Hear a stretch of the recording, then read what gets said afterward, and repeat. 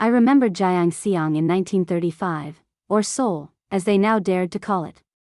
To the Japanese it was Joseon, not the proud Korean empire it once had been. The city lay beneath me like a painted backdrop, bleeding into the horizon, though I no longer cared to tell whether it was dawn or dusk. From my window I watched the rooftops of Old Hanok crouched in shadow, the streets teeming with strangers. I saw her again, the woman in the kimono, always shielding herself from a sun she never escaped. Others brushed past her, wrapped in Western suits or stubbornly clinging to hanbok, clinging to dignity. Amid them all stood this house, this white stone cage they called Western style, so out of place, just like me. I sat alone. As I always did. The boy came, though he thought he arrived by his own will. He didn't. The old man brought him, like an offering. They stood there in my parlor, the boy hunched over his pallet, the old man looming with his little spectacles, his little mustache, his little lies. The old man began, in that tone of his that dripped with false apology, saying he regretted asking the boy to come in person. The boy babbled, about rent, about selling his paintings soon, about pride. The old man silenced him. He said this wasn't about collecting anything but about a commission. He said an old acquaintance, me, needed a painter. Naturally, he thought of the boy. The boy hesitated, of course. They always do. He said the gallery expected his work soon. The old man only smirked, the kind of smirk that knows something you don't. He dropped my name like a coin in a well, Marissa. And there it was. He promised the boy the fee would cover all his debts and more. The boy stammered then. He admitted he'd never met me. The old man said, no surprise, no one had, not in decades. He told him I hadn't stepped outside these walls in 30 years, that I was nearly 80 now. He spoke of my beauty, always they speak of beauty, as if it were my only crime. He called me a belle, a creature of scandal and spectacle, half Joseon, half European. He said I must have grown to hate myself, grown afraid to be seen, afraid of what I'd become. I wondered then if the boy pitied me, or if he judged me. The boy asked the question they all want to ask: why would a woman ashamed of her age want her portrait painted? The old man only smiled and told him to decide for himself. The boy thought for a long time. And then, he agreed. I watched from the window as he arrived at the South Gate Hotel. He dressed as if coming to a funeral, suitcase in hand. He lingered in the lobby under the dim lights, staring up at my portrait. He stood there and wondered, I imagine, if his work would ever hang beside mine. He stared at that painting as if it told him anything at all. He must have thought I'd aged gracefully, though he surely believed the artist lied for my sake. They took him to the annex. My private little corner of this mausoleum. He wandered there, of course. They always wander. He looked at the portraits of me through the years, the girl of 20 pretending to be a woman, the woman of 30 who had learned the art of pretending nothing, the lady of 50 with her short hair and her lines that didn't dare dull her eyes. I let him find the stain. The faint shadow of blood beneath one of the paintings, it disturbed him. I heard his breath catch. That was when I spoke. I told him he'd arrived. He stood rigid, his greeting nervous, his eyes averted. As instructed. I asked him what they'd told him about me. He said only that I never left. That was true. I told him nothing he saw here was to leave with him either. Then I told him the rule that really mattered: he would not leave until the portrait was finished. He tried to object. They always do. But I reminded him, sharp, clear, not to turn around. I assumed he'd seen the portrait in the lobby already, so I told him what I wanted. I told him to paint me as I would look 20 years older than that painting. He swallowed his confusion, tried to say he'd make it beautiful. I cut him down with one sentence. I didn't want beautiful. I wanted old. Every line, every shadow, every flaw. If he couldn't bear that, he could leave. He didn't leave. He said he'd do it. That was when I allowed him to see me. I told him to turn. He did, and he froze. I could see it in his face. He'd expected a wraith, a crone, a ruin of a woman. Instead he saw me, the same girl from the earliest portrait, standing before him, her hair in its neat bob, her robe dark as the grave. I met his gaze and asked how much time he'd need. He stared at me like I was a ghost. At last he whispered one word, as if it carried all his disbelief, all his horror, all his wonder. What? And I almost smiled then. Because that was exactly the question I wanted him to ask. I remembered watching the spider crawl across the marble. Its tiny legs skittered, arrogant in its quiet trespass. I told myself it was a nuisance, nothing more, but the sight of it stirred something dark and familiar in me. I remembered the fangs. I had seen them before. In dreams. In mirrors. In men who thought they could own me. In myself when I let my composure slip. They would all see. That night, I watched from my window as the South Gate Hotel loomed under the purple-blue sky, its towers stark against the stars. My home. My prison. My throne. Through the trees, I caught sight of someone new, a man standing just outside the grounds, coarse hair, weathered face, his expression grim. Another visitor. Another trespasser. The stars above were bright and cold. The bamboo rustled faintly below, whispering secrets I already knew. And inside, the spider still crawled. When dawn came, I could hear the artist in his room. Lying awake. Iho Yun, he thought I didn't know his name, but I always knew.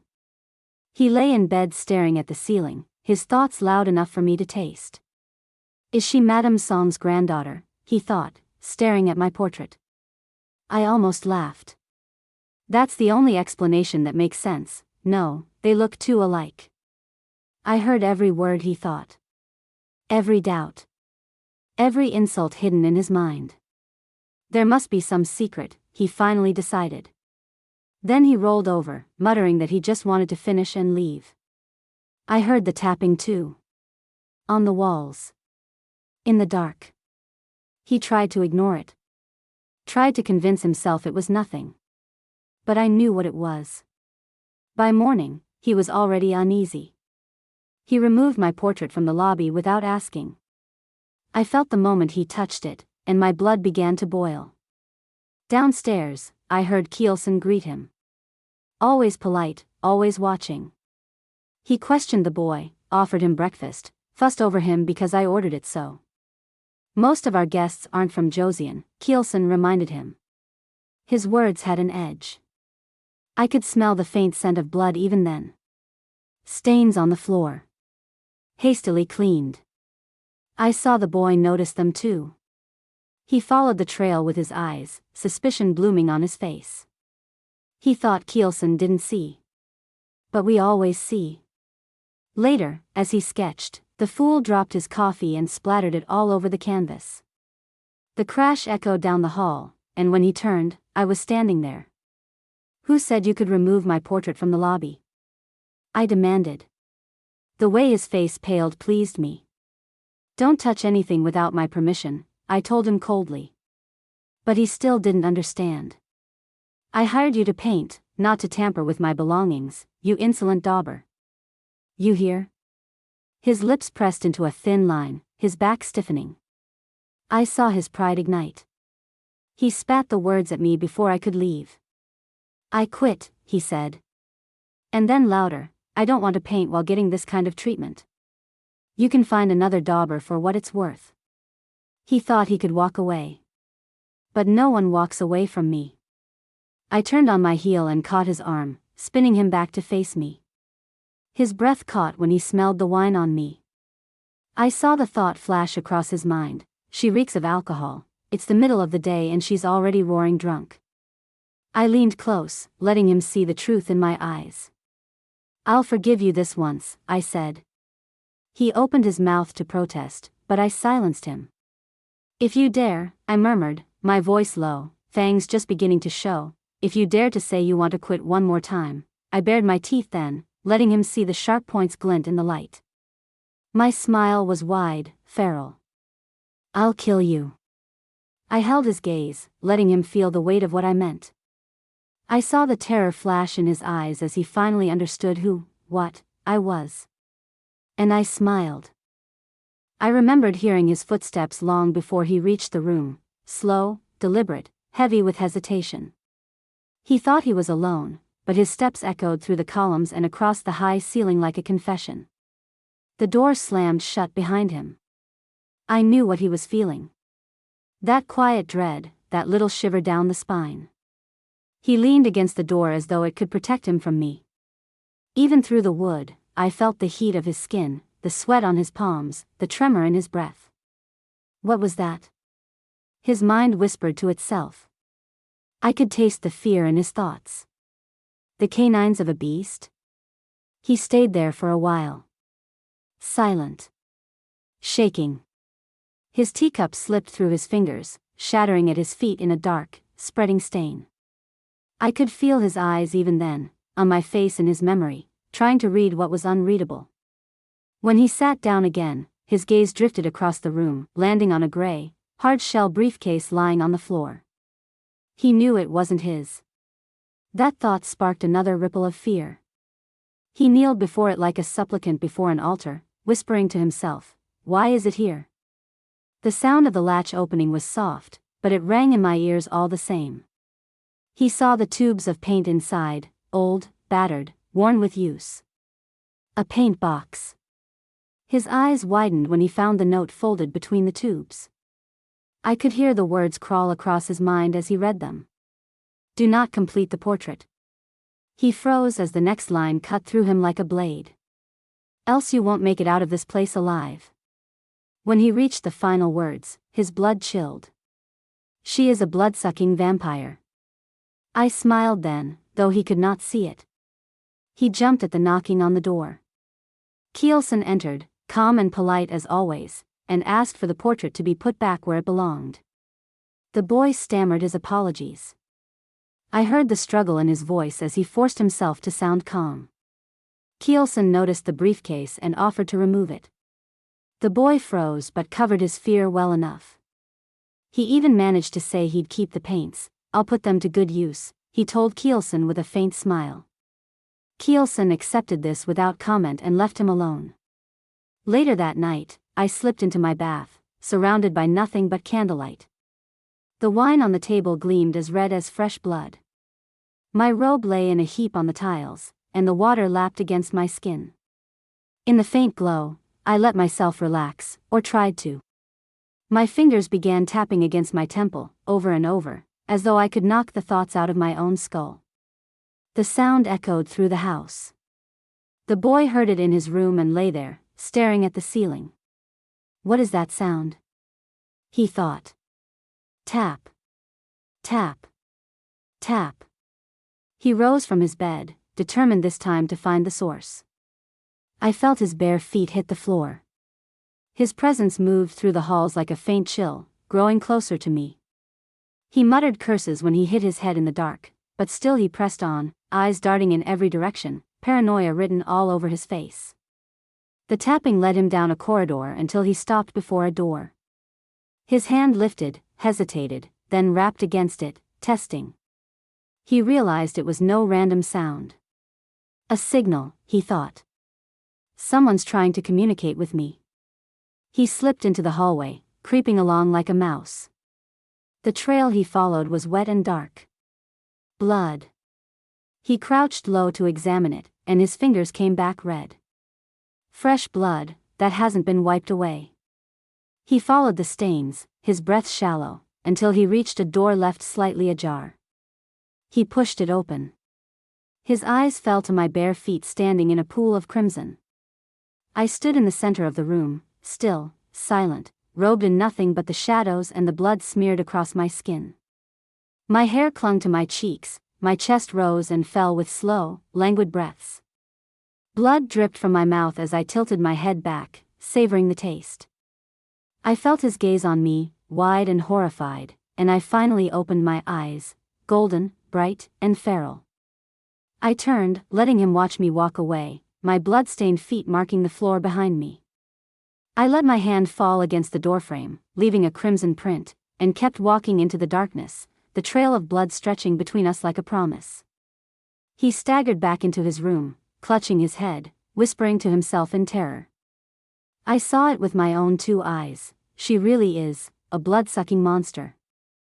I remembered the night air biting as it always did, even through the stone walls of the mansion. I heard the sound of the mop dragging over the dark floors below me.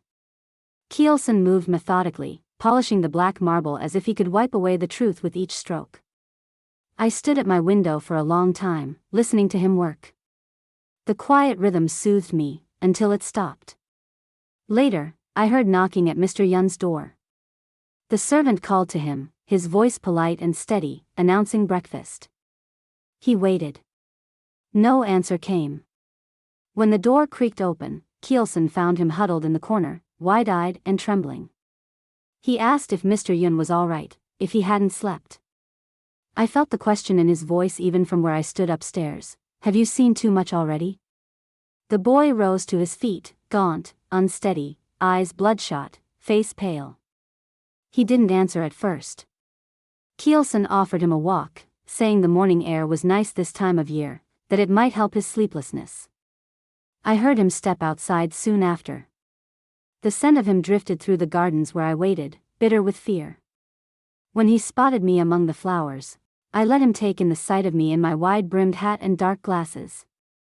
"Good morning, Madam Song," he said finally, his voice tight. I smiled faintly and asked him if he'd slept poorly. I told him he had bags under his eyes. He stammered that he'd had a fitful night. Too young to look so tired, I said to him. Get some rest. I don't like to see the portrait delayed for too long. He bowed slightly, sweat glinting at his temple, and muttered that he would keep that in mind. But his thoughts betrayed him. Last night was still heavy on his mind. I glanced at him, noticing his disheveled clothes, and asked if he'd gone to bed wearing them again. I told him I'd seen him paint in them too. Don't you have night clothes? I asked. He hesitated, then admitted he hadn't known he wouldn't be allowed outside the hotel, so he hadn't packed any. I sighed and turned away from him, letting the faintest irritation slip into my voice. Good heavens. That night, the mansion sank back into darkness. The stars above the trees shimmered faintly, mocking in their cold light. In the halls, shadows stretched long and deep, the silence punctuated only by the faint creak of wood and the smell of something metallic lingering in the air. I knew the boy wandered again. He couldn't help himself. He stared too long at my portraits in the dark, and they began to change in his eyes, the painted smiles twisting into sharp, bloody grins. I heard his breath hitch when he saw her, me, in the canvas, her eyes white and hollow, mouth stained red. He gasped and stumbled back. His thoughts cracked open like glass. I'll either die, or lose my mind. He lay awake for a long while, staring at the ceiling, trying to convince himself it was only a dream. But when the tapping started, soft and deliberate, he sat up. He whispered to himself that he needed to escape. That, somehow, I hadn't left my room yet tonight. That this might be his only chance. He slapped his own face, steeling himself. The spider he crushed on his palm left a dark smear, but he didn't stop. He opened his door and slipped into the hallway. The house was silent but watching him. He crept through the dark corridor, trying not to breathe too loudly. His steps fell on something wet, and he froze. Blood. He looked down, saw the puddle spreading under his shoe. And then I let him see me. The shadow rose behind him, long claws glinting in the faint light. He turned and looked up into the mouth of the monster, sharp, bloody teeth bared. He gasped and fell backward, scrambling away. He muttered to himself over and over that it was just a dream, just a dream, just a dream. But even in his denial, he saw it. The trail of blood. The smear on the wood. The faint sound of my bare feet walking away. He peered through a doorway and found me kneeling in the gallery, my hands stained, dragging blood across the wall beneath one of my own portraits. I didn't look back at him.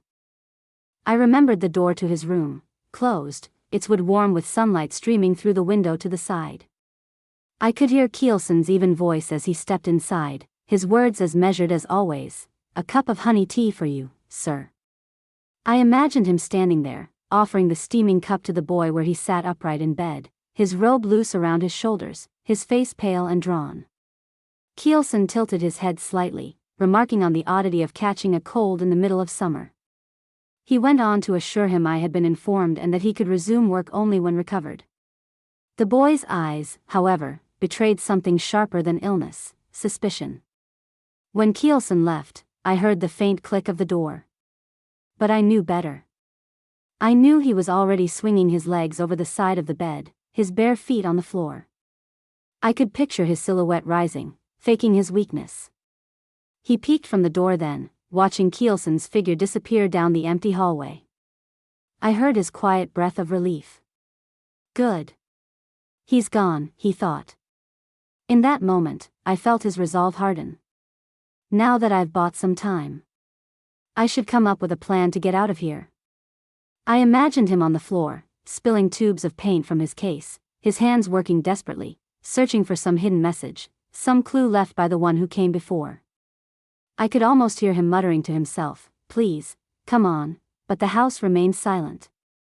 Dusk settled over the South Gate Hotel. The kitchen below came to life, Myongja's steady chopping, the smell of stew, her quiet voice asking Gyeongseong if he'd been too busy to join her for coffee. He answered her evenly, speaking of the new painter and his duties. She replied with faint hope in her tone, it'd be nice if the portrait could be completed this time. They spoke about him, about his appearance, her curiosity sparking, her questions already stepping into forbidden territory. Gyeongseong reminded her gently of the rules. His voice carried up to me, rule number 1. The hired help are never allowed in the annex. Rule number 2, do not be curious about anything. When she offered more coffee, he laughed softly, telling her it was the only thing that kept her here. Below, he received the visitor-bearing fabric for me, fine, expensive fabric for the nightclothes I'd ordered. He thanked the man and carried it away himself, leaving the kitchen quiet again. I knew the boy upstairs was still searching. Still finding nothing. Still lying back on the bed in quiet despair, thinking he'd have to wait here for his death. Wondering if the one before him had died, or worse. And then the thought struck him, sharp and sudden. He sat up in bed, whispering to himself, maybe he didn't escape, but he didn't die either. Maybe he's locked away somewhere, waiting for someone to save him. That spark of hope drove him to the wall again, hand lifted to knock, when I opened the door. He froze where he stood. I stepped inside, the air between us thick. My voice cut through the silence. What are you doing? I let my eyes sweep over the mess of paint on the floor, the tubes scattered like little confessions. I spoke again, low and even, and why are these on the floor?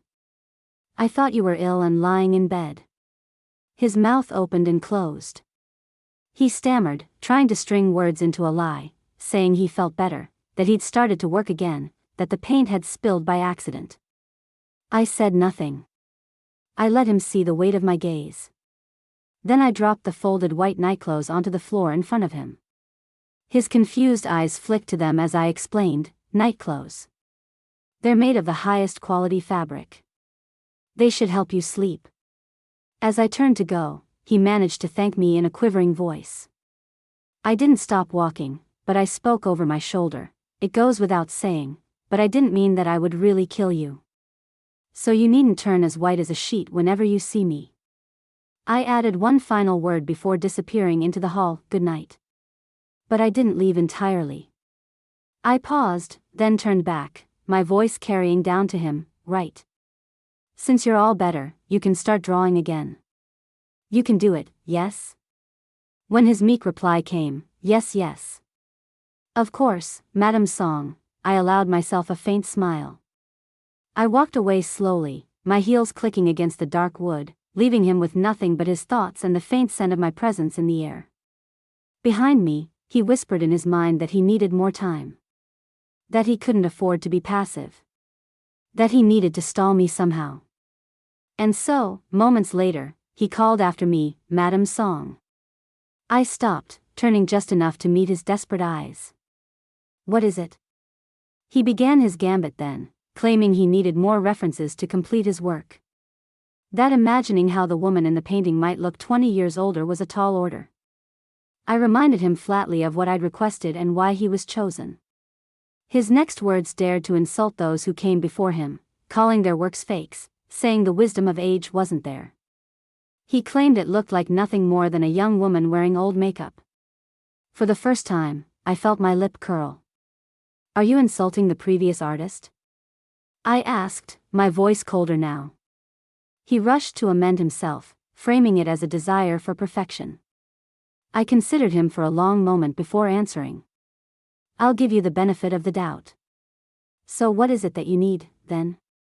His reply was quiet but firm, a plea to leave, just for a moment, to find a reference, and then return to finish his work. I said no. I reminded him of the terms of our agreement. That he was to stay here until the work was finished, and then forget everything he'd seen here. And as I turned to leave him in the dark again, I let the faintest smile play across my lips, letting the tips of my fangs catch the light. An old man with silver hair and a beard stood still, lost in some distant memory. His eyes were downcast, fixed on a pair of worn, traditional boots resting in the dust, untouched, like relics of a forgotten war. He walked slowly, each step echoing down the long. On one side, a wall of portraits stared back, faces frozen in time. Reflection passed through them like a ghost among the dead. A mirror captured me in pieces. First, my profile, tense, jaw clenched, eyes burning. Then one of the portraits, the same woman, but wilted. Sad. Unspoken grief etched in her canvas skin. And then me again. Staring as if trying to remember who was the real one. Hands straightened a collar. Familiar. Ritualistic. And my face, seen from below, unforgiving, unreadable, the way I'd trained it to be. She appeared again. The woman I used to be. Long black hair like a veil, eyes wide with dangerous hope. She stood over me, inside me, superimposed on the tired shell I now wore. Portraits shifted with mood and memory. I sat draped in a robe, staring out at a city that never asked my name. Some days I was silent. Some days I wept. Most days, I simply watched the world pass me by, too cowardly to meet my gaze. Faces. Fragments. Frames. I tried to keep them all inside their canvas prisons, but they slipped out. The sorrow spilled past the glass, past the paint, until it found its way into me. My eyes burned. And I cried. Not for pity. Not for forgiveness. But because the truth always hurts when no one else is left to carry it. I remembered the sound of the door clicking shut behind me, the faint smell of honey tea lingering in the hall. Behind that door, he lay awake, his thoughts louder than his breath. I knew what he thought as he stared at the ceiling, his lips parting in a quiet curse, damn it. I could feel his eyes on me even in memory, the way they flinched under my gaze, the way his thoughts shrank. Those eyes, it's like she can see through me, he told himself. He pressed his palm to his forehead, regretting every word he'd dared to speak. I shouldn't have said that. I've made it obvious I want to leave this place. From my place in the gallery, I heard him rising.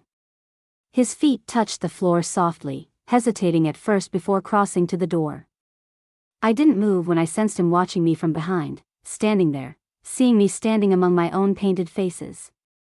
I turned my head just enough, letting my eyes drift to the portrait of me in my 50s. You're right, I answered without turning. They're fakes, I confessed. Then I finally looked at him. You couldn't imagine the life I've lived. I picked up a matchbox from the ledge, striking it to light, the tiny flame dancing in the shadows. Staring into one of the portraits, I said quietly, "Come with me."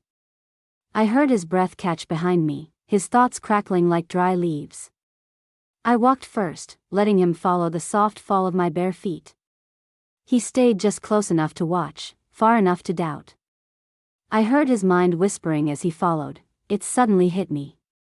The stench of death, some lifeless aura is shrouding this house. And I'd felt it from the very beginning, although I tried my hardest to ignore it. It feels like I'm walking into a huge coffin. I led him through the gallery and down a corridor into my dressing room, the faint scent of powder and candle wax clinging to the air. A row of mannequin heads lined the table, each crowned with a different wig, each carrying a different version of me. I let the black robe slide off my shoulders and stood with my back to him, revealing the cherry blossoms in full bloom across my skin. A tree tattooed there, delicate petals inked in blood and memory. He peeked from behind the screen, his breath shallow. "Come closer," I said. He stepped forward carefully, his voice thin. "What is it that you want to tell me?" I dressed as I spoke, fastening the black buttons at my throat before turning just enough to see his nervous face. "You're quite peculiar," I told him. "You don't ask many questions. Perhaps because you don't feel a need to? Because you think you already know everything there is to know?" He didn't answer. So I pressed, "What do you think I am?" He stammered, "I'm Madam Song, right?" I let the silence stretch before stepping closer, my voice low and sharp. "So, do I look like the Madam Jeonghwa Song you'd imagined?" His breath hitched, his shoulders stiffened. He shut his eyes and replied, "The terms of our agreement were that I would never speak of what I saw here. The more I know, the more difficult it will become to keep my word. That's why I didn't ask any questions." A faint smile touched my lips. "You're wiser than I thought," I said. And then I warned him. "Don't trust anyone.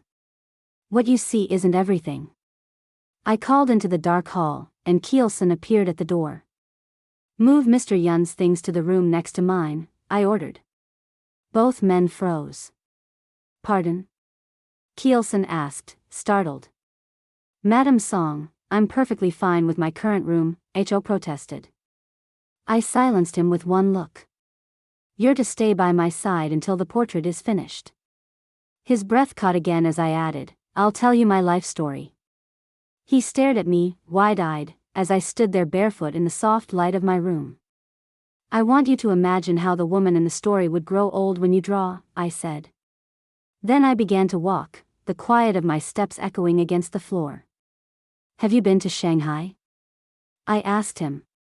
"No, but I hear that it's as if one has stepped into a completely different world," he replied carefully. "That's right," I said, smiling faintly. "It's a different world. That's where my story begins." I let the words settle as the faint memory of a steam train passed through my mind, smoke curling like silk. "It's the story of a cursed bloodline," I began, the image of Shanghai's streets flashing before me, a young girl in a military jacket, blood at her lips, staring across at a much older man. "And the story of a vile affliction," I continued, glancing back at him as his breath quickened. "Depending on your choice, where the story begins will differ," I told him, my voice dropping as I stepped closer. "But I'm warning you," I whispered, my eyes catching his in the dark. "Neither story will be pretty." I remembered standing outside the house with him watching me. His silence stretched, his breath shallow, the weight of the mansion looming behind me. "Where should I begin?" I asked, my voice steady. He looked at me, hesitant, his thoughts loud even as his lips barely moved. "As far back as you can go," he said at last. "All right," I replied. I stood under the bloom of a tree, petals falling faintly as he lowered his head and began to sketch, his pencil whispering across the page. My voice cut through the quiet. My story begins in the early 1850s when a certain man slipped in unnoticed into the Shanghai International Settlement. I sat, my black dress pooling around me, my eyes fixed on nothing as the memory took shape. Thanks to his business acumen, he was able to quickly amass a great fortune. His name was K. The streets of Shanghai unfurled in my mind, hazy skies, rickshaws and steamships, the press of bodies and whispers. He was a man veiled in mystery, I continued. I heard them even now, the gossip. A man's voice boasting, "Oh, that English gentleman? Of course I know him." Another, more doubtful, swearing he was French, polite, refined.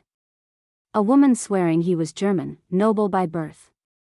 No one knew his real name, I said quietly. I saw his figure then, the public image he wore like a mask, tall, blonde, a perfect European gentleman in a top hat, his cane clicking on the cobblestones.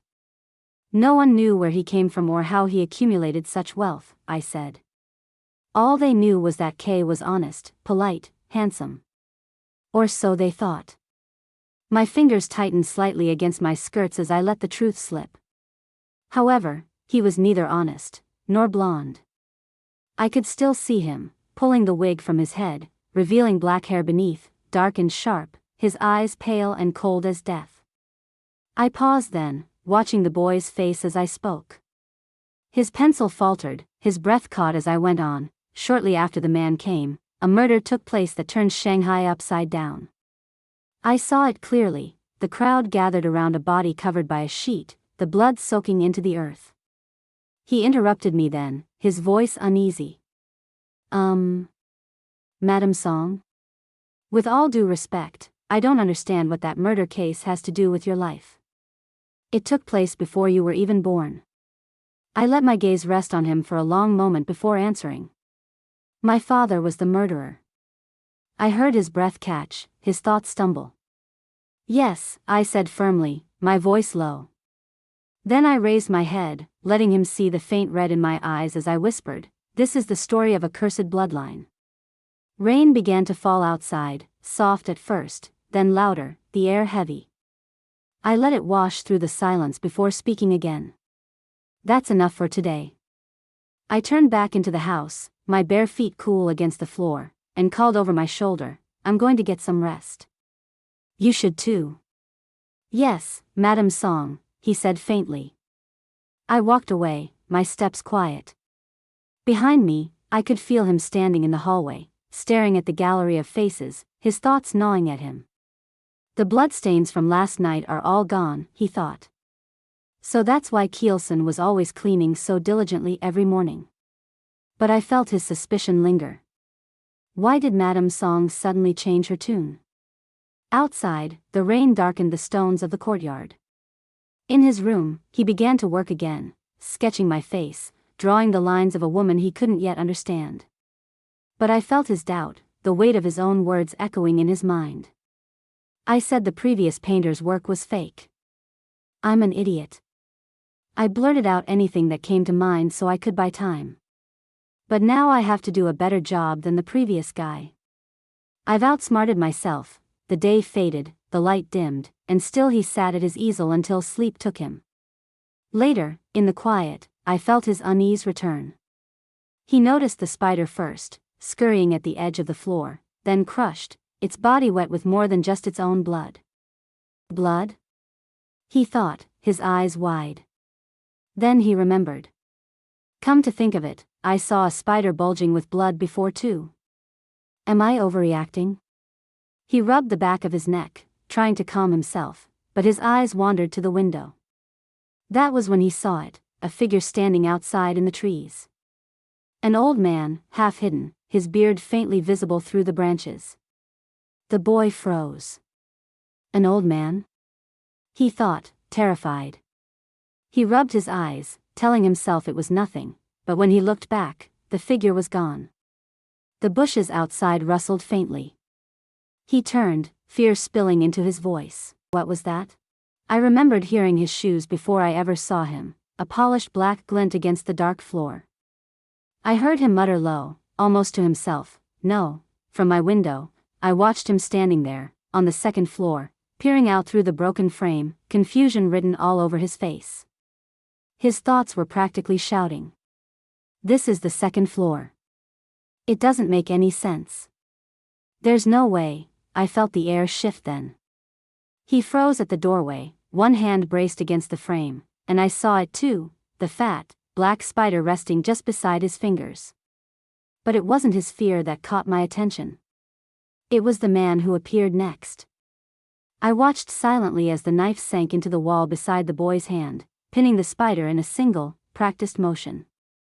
Iho staggered back, startled, his wide eyes taking in the figure of the elderly man with his goatee, his scarred head gleaming faintly in the half-light. The stranger's presence was unsettling even to me. A new face, the the man said, his voice dry. Iho stumbled, his thoughts frantic. I didn't sense his presence at all. The man withdrew his blade, cleaning it with a cloth, his boots slow and deliberate as he moved closer. Don't worry, he said, his tone almost mocking. He held up the spider on the tip of his knife. It's a mutant of the Menosyra ornata. We call it the blood spider. Don't worry about the name. It doesn't suck the blood of humans, it just dwells where there's contaminated blood. Iho stiffened at that, his eyes narrowing as he watched the man wipe the blade clean. For example, the man continued, not looking up, a half-eaten corpse left behind by a vampire. Iho's breath caught, his voice breaking as he demanded, "Who are you?" The man chuckled darkly, his answer as cryptic as his presence. Wrong question. Because I haven't decided what kind of person I'll be to you yet. I watched him glance at the portraits in the hall, his eyes grazing over my painted likeness before returning to the boy. He sheathed his knife, still smiling faintly. So you're a dauber, he said, almost as if to himself. Then he leaned closer, his grin widening. And I can see you've already hit a snag. I wonder if it can be completed properly this time. Huh, when he turned to leave, Iho finally found his voice. Wait. Do you know what happened to the painter who worked on the previous portrait? The man didn't even glance back at him. He disappeared without finishing it, he said evenly, but the portraits don't look incomplete, Iho pressed. The man finally smirked. I didn't say the picture was incomplete. I said the portraitist who started it didn't finish it. I felt my own mouth curl into a thin, bitter smile at his words. Perhaps you'll end up, like one of those artists too, he added coolly, his gaze drifting to my portrait as though it might answer every question at once. Why wasn't the portraitist able to complete it? Iho asked, his voice cracking. The man's eyes closed as he replied, because he was deluded. All he could see was that monster's beauty. And he went mad. Perhaps you will too. His words hung in the air as he turned again, his boots echoing against the wood. Then he stopped, glancing over his shoulder. What did you discuss for so long in the afternoon? He asked, almost idly. Did that grandma tell you a story about her past? Basically. Of when she was, in Shanghai, Iho muttered. The man chuckled low. Oh, that story, hope you enjoy it. But don't trust her too much. Was she lying about living in Shanghai? Iho asked. No, the man said simply. It's true. But she won't tell you everything. The truth untold is often the biggest lie. Those words stayed with me as I watched him finally walk into the darkness. You'd better have your head screwed on straight, he called back as he disappeared. I'll be watching you. Iho stood there frozen, the door creaking faintly as he peeked out, only to find the hallway empty. He's gone. Who is he? How is it that he knows so much? Outside, the night air was thick and damp. I stood in the hall alone, watching through the tall window as the man walked across the grass, his boots dark against the wet earth. And then I looked down. Another blood spider crouched near my foot, its legs glistening red under the moonlight. My lips pressed into a thin line as I brought my bare heel down on it without hesitation, feeling the faint warmth of its crushed body seep into the floor. I walked on slowly, my black silk robe whispering around me, a faint trail of blood blooming near my toes with every step. Dawn came quietly, as it always did, birdsong breaking the silence, light spreading over the flowering bushes outside the mansion. But in the grass, half hidden in the leaves, the pale severed foot of a man lay still, the blood already dry. I watched. A spider crawled over the leaves outside, its dark body glistening with what looked like blood spatter. Another one scurried over rocks and green, a delicate little predator in the quiet morning. For a moment, all I saw was the spider. Water poured from the faucet, cold and clear. Iho Yun stood at the sink, splashing his face. The boy stared into the mirror, his own reflection dripping, troubled. I wonder who he was, he thought, though I could hear it clearly in his silence. Then he shook his head faintly. No. That's not what's important. And then it came to him, what's for certain is that that old man is the only one who can possibly help me. He lingered there, silhouetted at the sink, remembering the parting words he'd been given. He said he'd be keeping an eye on me. Iho's mind raced. How do I ask for his help? Is he watching me even now? He jumped slightly when a knock came at the door. Gyeongseong stood there, calm and precise. How will you have your breakfast today, Mr. Yun? Iho answered after a heartbeat. I'd like to eat at the restaurant today. To rouse myself. Gyeongseong gave a crisp nod. Yes, sir. Herringbone floors gleaming underfoot. Iho's eyes dart around nervously as he descended the staircase. From the landing, he glanced out the window, his gaze catching on the jagged, broken section of the iron fence beyond the trees. He stared at it, his potential escape. Gyeongseong's voice cut through his thoughts. Mr. Yun. The restaurant is all the way downstairs. Iho startled, then covered quickly. Oh, yes. I'm still feeling groggy from the lack of sleep, Gyeongseong chuckled politely. Huh, as artists often do. We're here. He opened the doors to the dining room. Please have a seat, and in the meantime, I'll ask to have your food brought out. Iho murmured, thank you. And then he froze. I was already seated at the table, clad in black silk, one leg elegantly crossed over the other. Beside me sat the old man, my old acquaintance. I felt the tension coil tighter as I watched the boy's eyes widen in shock. Gyeongseong's voice boomed, full of barely restrained fury. How dare you come here, you? He moved toward the man. Old codger. I raised one hand, calm but firm. It's fine. Go about your business. Gyeongseong stopped mid-step, nodded stiffly. Oh, yes, ma'am. And backed away. Iho stood there, lost and confused. What's going on? He thought. The old man turned his head and sneered. Well, don't just stand there staring. Haven't you come to eat? I cut in sharply, my tone cold and possessive. Don't act so friendly to my painter. He replied coolly. We've already met before, so I don't see the problem. He patted the empty seat beside him and gestured. Come. Sit. I watched Iho hesitate, torn. And then I spoke, my voice low but commanding. Sit. Iho finally obeyed, pulling out the chair and lowering himself between us. The atmosphere turned thick, heavy. I crossed my arms, my eyes fixed on the man. He spoke first. He should be informed. I countered. I'll be the judge of that. Then my gaze turned to the boy. But I'd like to hear what you two discussed. Iho stammered. Pardon?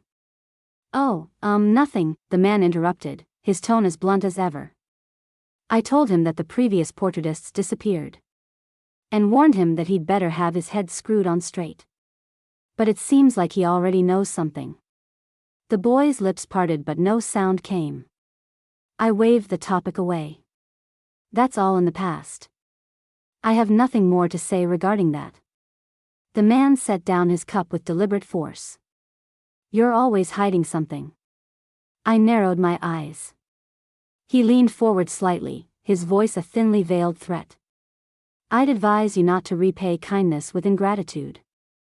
I bared my teeth, my blood rising. My voice cracked like a whip. And what of my kindness?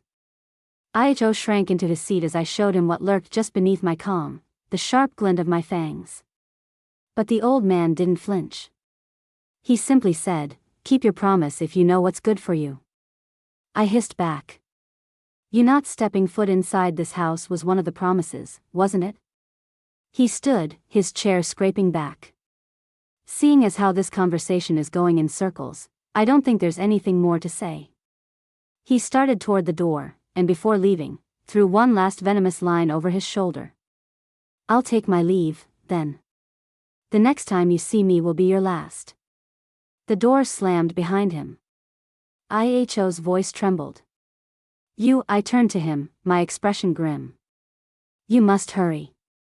The scene shifted, his room, the portrait, his hands moving quickly over the canvas. Outside the mansion, the sky had turned a deep pink. My voice cut through his thoughts. Where did I stop last time? He answered, hesitant.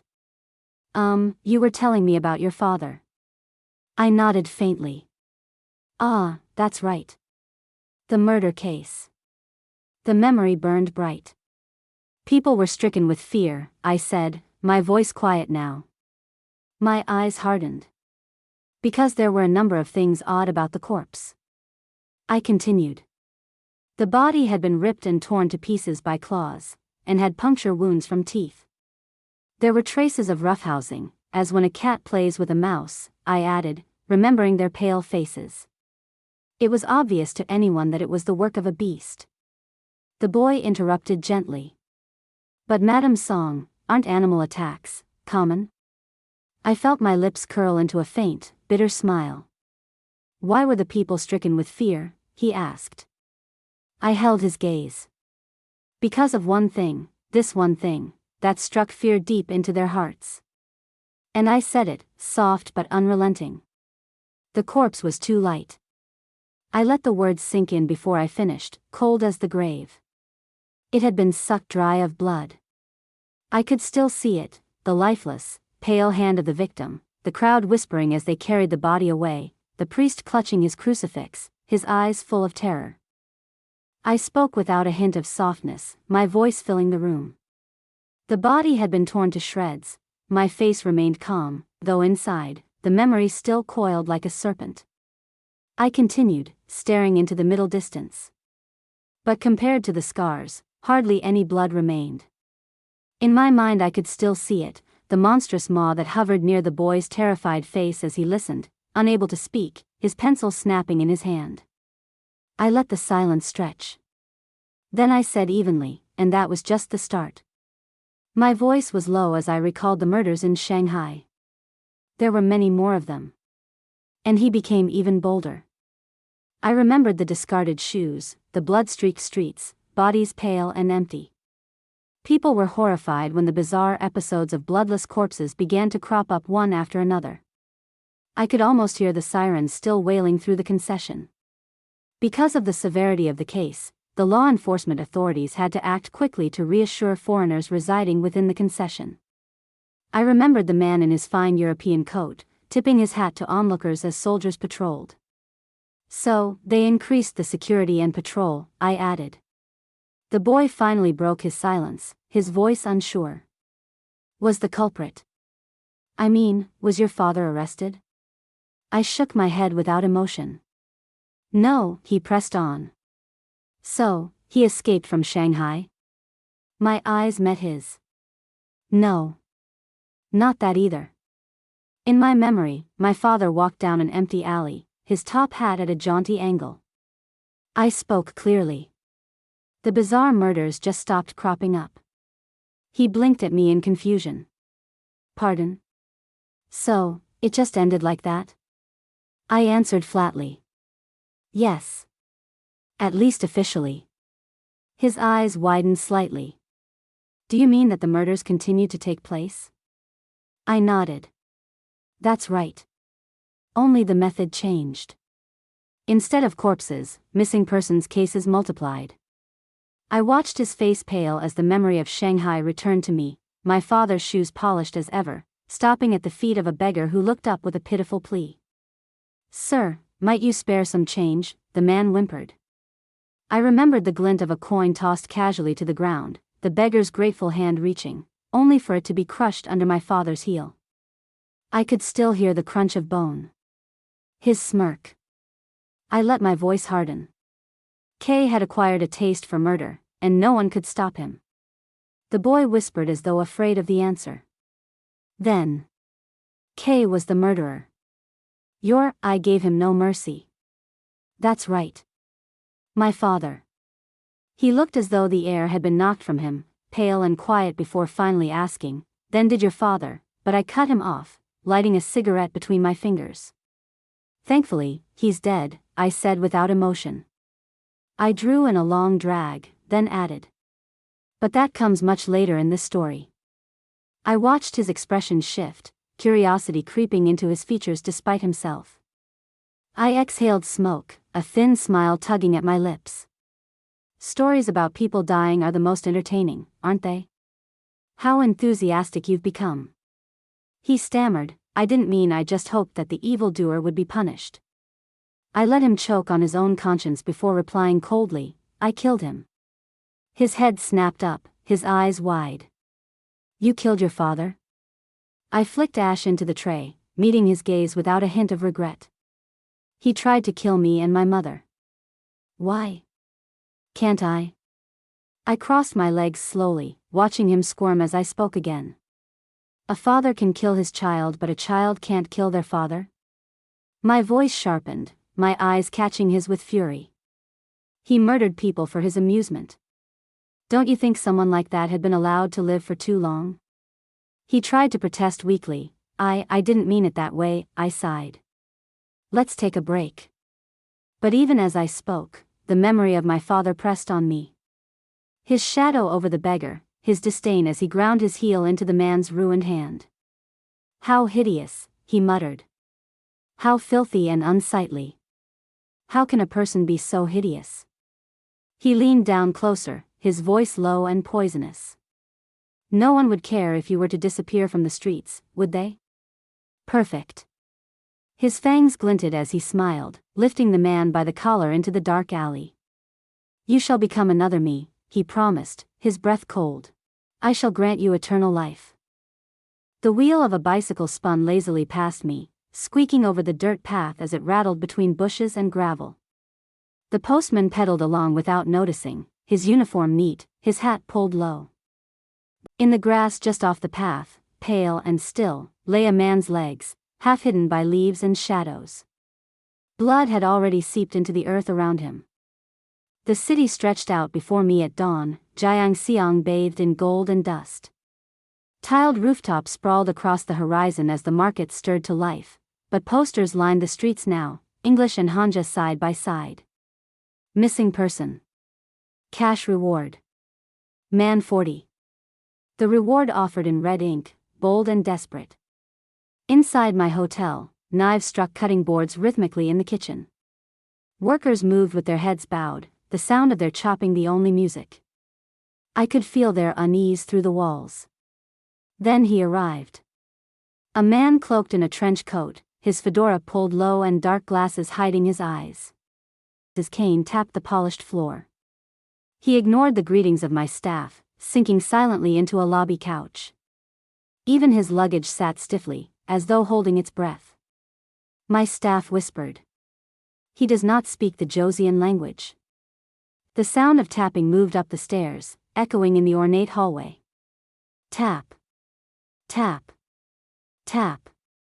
A spider, its legs spindly, its black body slick with blood, descending from the ceiling. A head, hollow-eyed, wild-haired, drained and desiccated.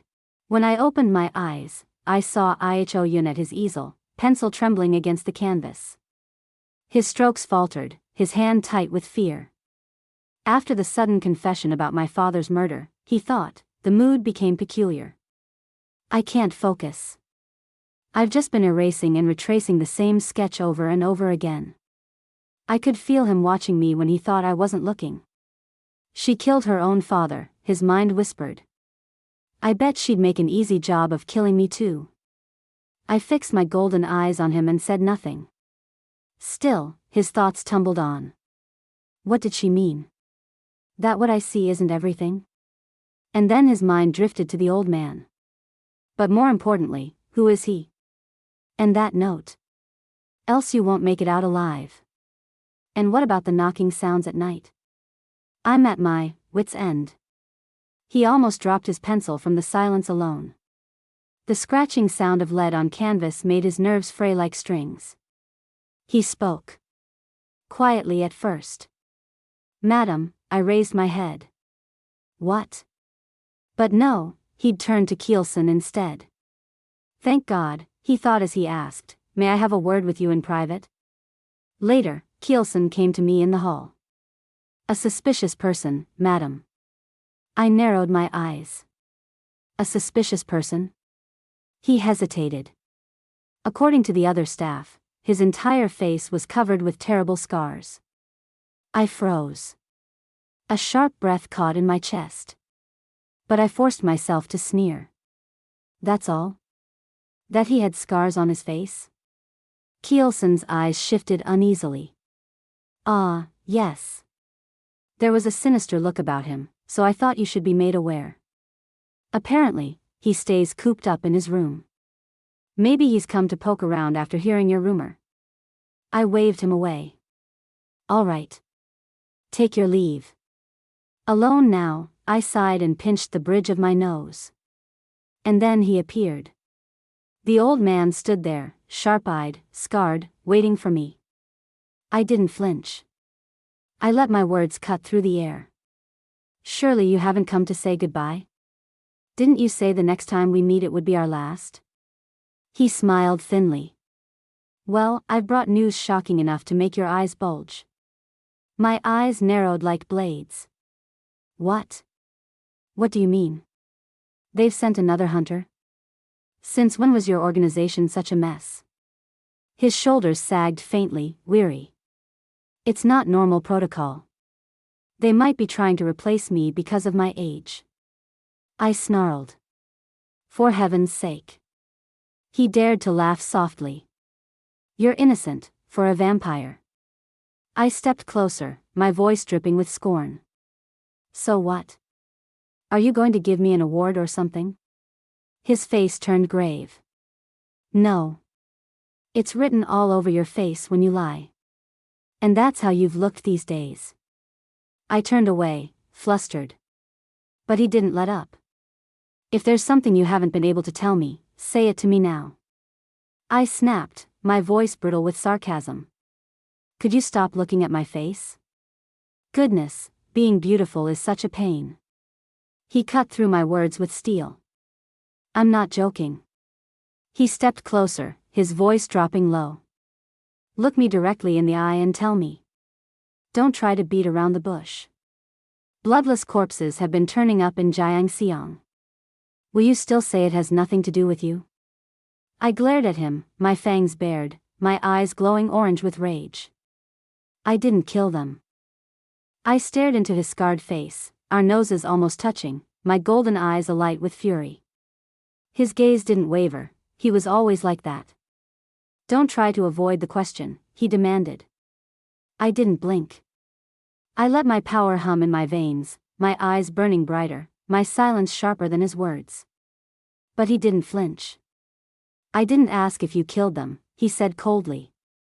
I asked what you were hiding. His suspicion was like a blade, digging into me. He painted his case with details, the bent iron fence around my annex, warped and twisted like soft taffy. The neighbors whispering about a creature, an unearthly beast, a yiksha, they said, prowling the nights. And then his words cut deeper. That's not to say I'm certain it's you, he added, his own eyes narrowing to match mine. Even though you glare at me now with those yiksha-like eyes. I kept my silence. My lips pressed together, my fury barely restrained. But he continued. He always did. Blood spiders. They're everywhere these days, aren't they? He said, a bitter little smile tugging at his scarred mouth. And Gyeongseong cleaning so much more than usual. I'm sure it's all just coincidence, isn't it? He watched me, his tone mocking as he added, I'm not accusing you, of course. No. These things just attract my attention. Then he leaned closer, his words low, cutting. You know something, he said. Don't you? I finally looked him full in the face, my jaw set. You think so? I asked. My voice was calm, deadly. He pressed harder. Because all of this is happening here. At your hotel. On your property. So yes, you must know. I curled my lip. So, what do you want? He didn't even hesitate. To confirm what's going on, he said simply. I smiled then, a thin, cold smile. That I can't allow. He laughed. A humorless laugh that grated in my ears. I knew you'd say that. He reminded me of the promise we'd made all those years ago. It's still valid, isn't it? He asked. I gave him a sharp look. Of course. Then piss off, I told him. My voice was final. My eyes glittered with venom. He didn't fight it. Not this time. I stood there and watched him leave, my anger curling in my gut like smoke. Later, I found myself in the garden, watching my artist at his easel. He stared at his sketch like it was an accusation, his hands trembling slightly, his mind far from his canvas. Will I even finish this painting? He thought, though he never said it aloud. I could see his doubt written all over him. The way things are going. I may end up painting a murderer instead of an old woman. His fear hung in the air like fog. He flinched when he noticed me. Madam Song. You're back, he stammered. I didn't answer. I just stood over him, my brooch catching the faint light. Finally, I said, clean up here. Come up to my room. He froze, staring at me. Then he nodded. I didn't wait for him. I turned and walked away, feeling the weight of another pair of eyes on me. The old man was watching us. From the shadows, hidden behind the garden's leaves. His scarred eyes glittered as he gripped the rosary in his hand. Another hunter, eh? He thought to himself, his gaze shifting to Iho Yun. He bared his scarred back to the dark, his thoughts bitter and sharp, the sound of his footsteps echoing in the silent hall.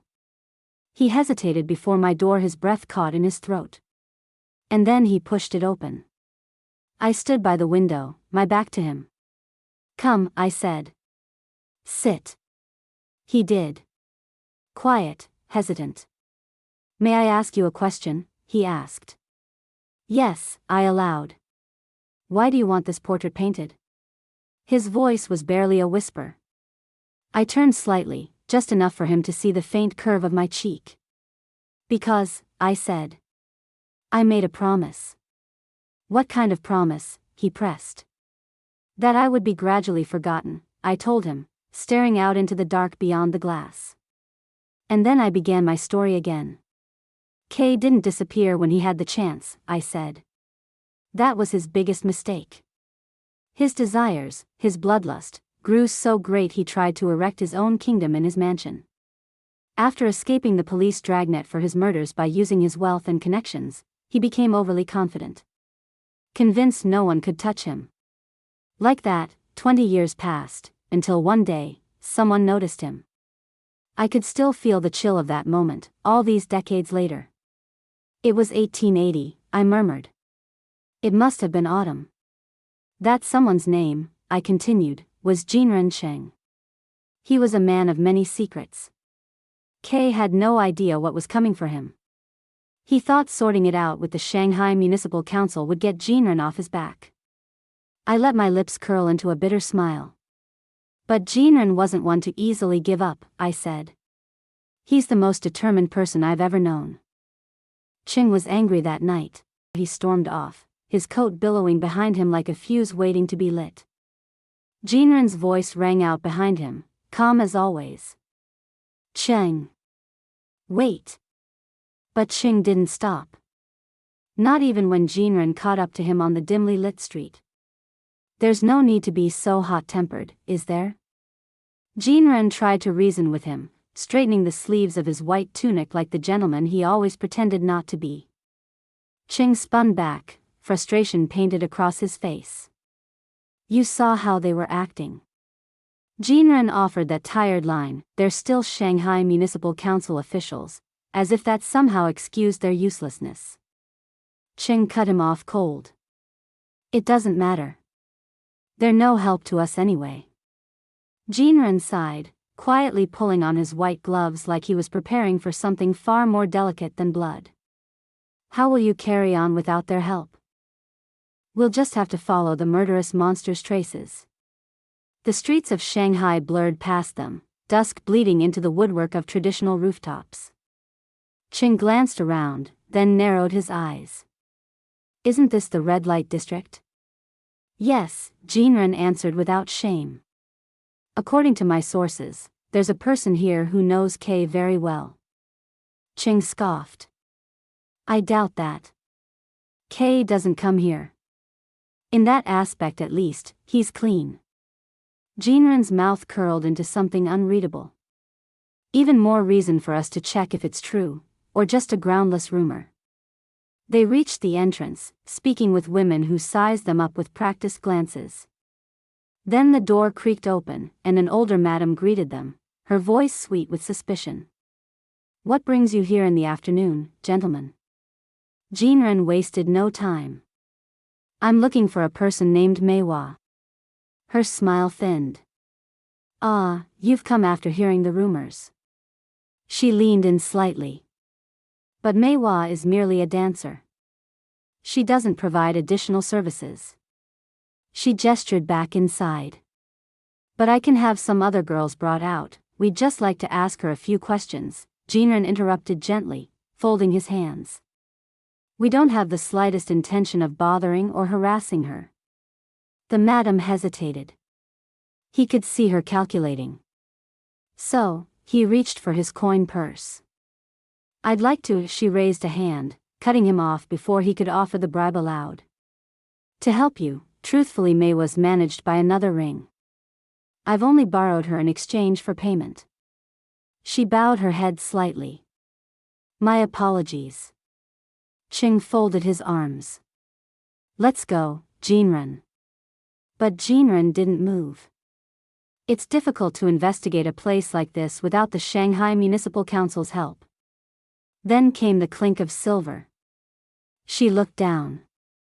The coin glinted between Jinren's fingers. May I borrow Manhwa from you? He asked quietly. He didn't need to say more. Inside, he stepped toward the beaded curtain, about to part it when a voice stopped him. Ahem. Excuse me. A girl emerged from behind it.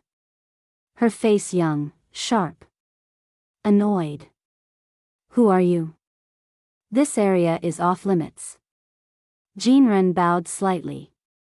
My apologies if I surprised you. I merely wanted to ask a few questions regarding Kay. She clicked her tongue. She let you in for a few silvers, didn't she? That greedy old woman, he pressed forward. I have a few questions regarding Kay. I have nothing to tell you.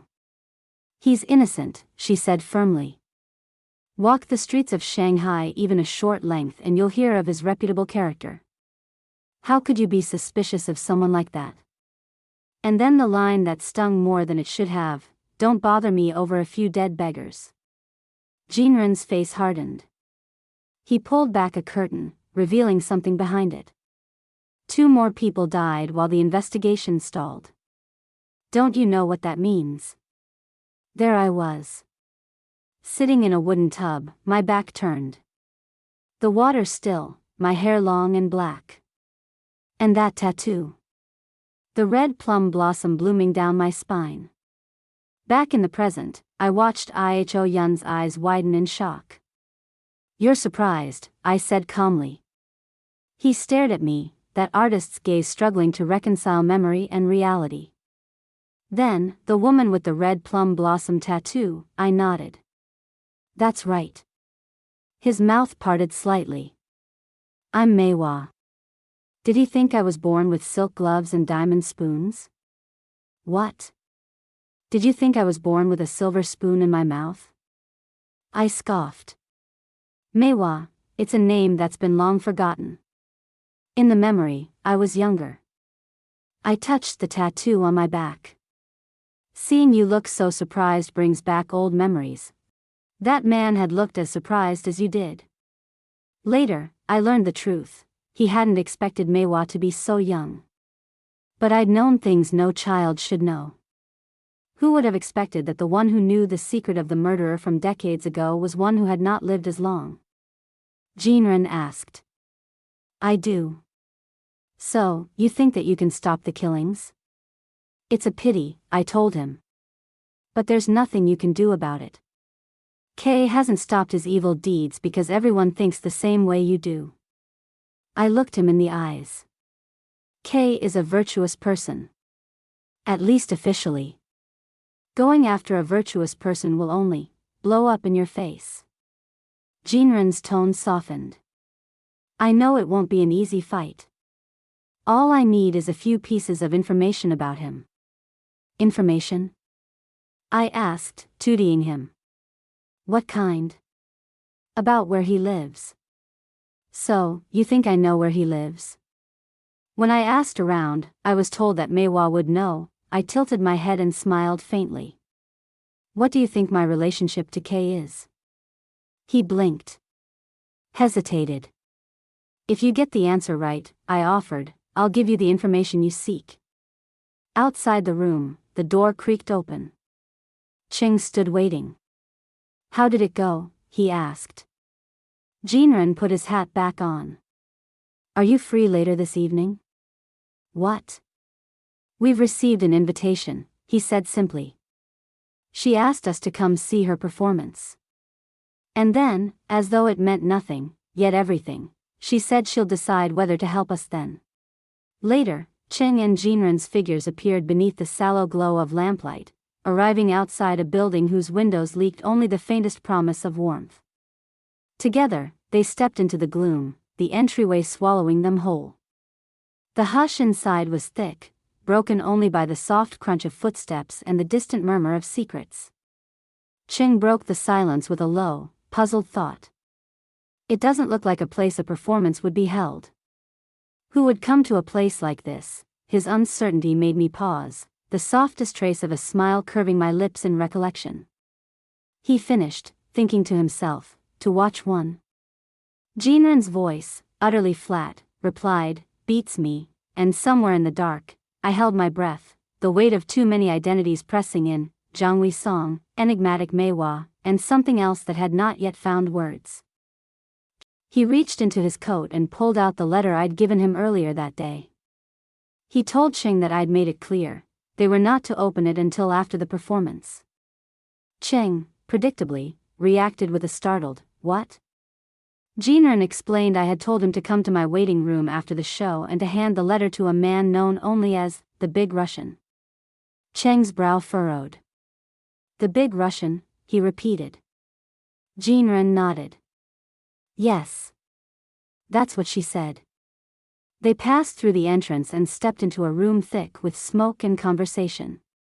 Laughter, glass clinks, and the low murmur of opium dreams filled the air. Jinren noted the performance had already started. Ching surveyed the scene with a calculating eye. He muttered something about liquor, opium, and gambling.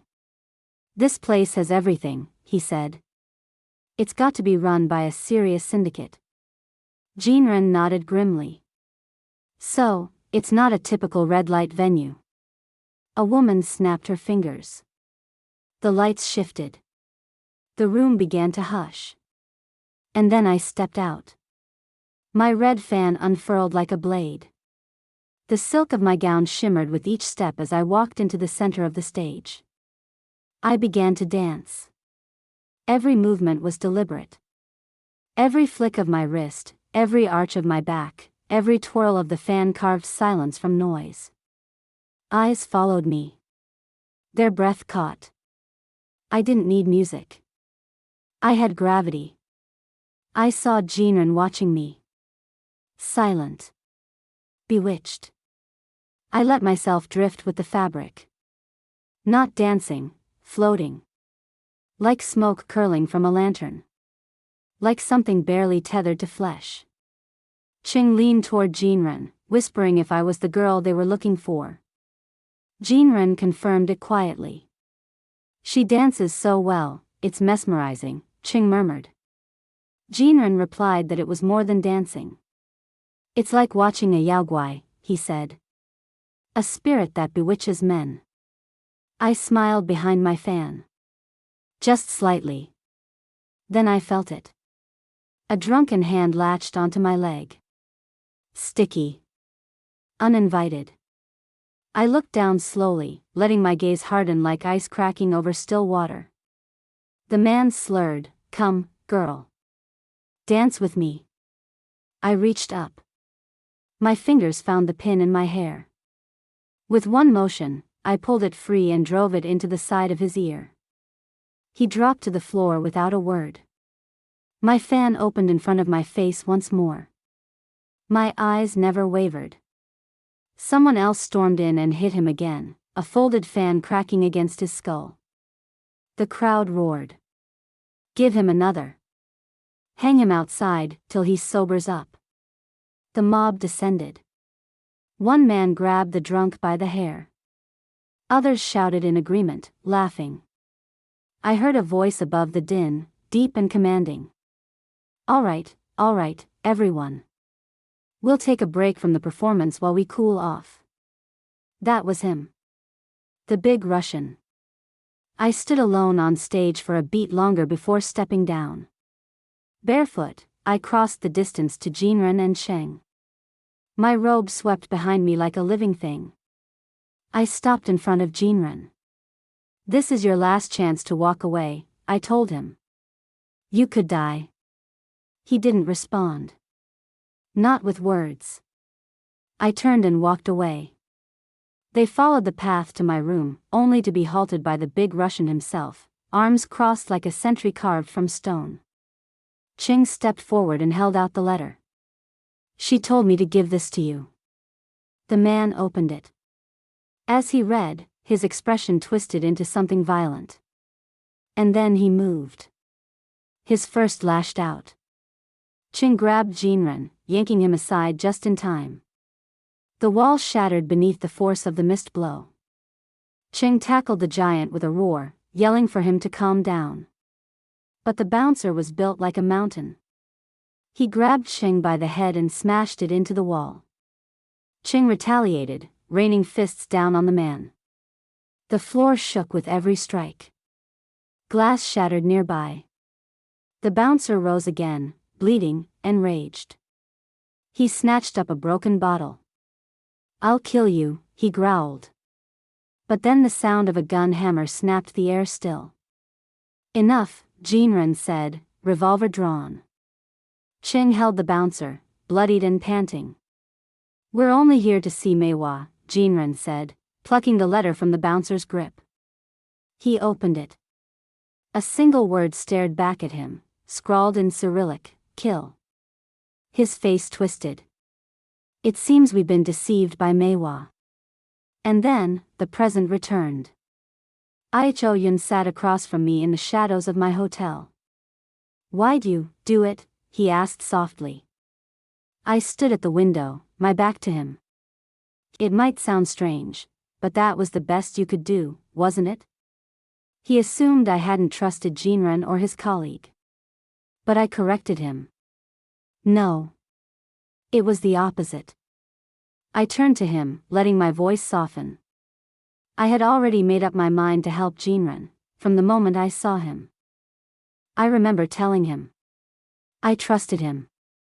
That moment still lingers in my memory, standing by the window, my back to him, my golden eyes catching faint reflections of the city below. If I hadn't believed he wouldn't open the letter, I confessed, I never would have handed it to him in the first place. The next scene burned vividly in my mind. Around a corner, the big Russian waited, pistol raised, aimed directly at Jinren as he stood under a lamp, reading my note. A shadow moved, someone hurled a vase toward the light. It shattered, sparks and shards raining down, making Jinren flinch and spin around in shock. I was already there. Braid over my shoulder, breath steady, my fingers curling into fists as I stepped out from the wall. He looked up, stunned. Manhwa, he gasped, as though he'd seen a ghost. He cornered me with his voice then, thrusting the letter at me like an accusation. You have some explaining to do regarding this letter. But before I could answer, the Russian lunged and grabbed him from behind. Jinren struggled, shouting, wait. Stop. The brute's growl filled the hallway. I drew in a breath. Here's your explanation, I thought grimly. And then I smashed a bottle across the Russian's head. The crunch of glass, his shocked, bloodshot eyes wide as he dropped to his knees. He lay on the floor, coughing and defeated. My companion muttered under his breath. Jerks. Jinren dusted himself off and gave me a sharp look. Let's go. He didn't trust me yet. I could see it written in his eyes. We walked away from the wreckage in silence.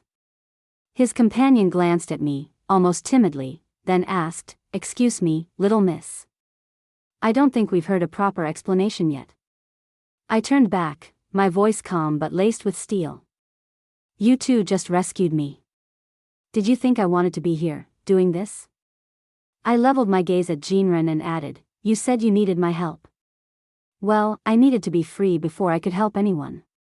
But Jinren pressed, "Couldn't you have been honest with us from the beginning?" I kept walking, replying without turning my head. "I'll be honest now. I wasn't sure if you two could even overpower." I stopped briefly, glancing back over my shoulder.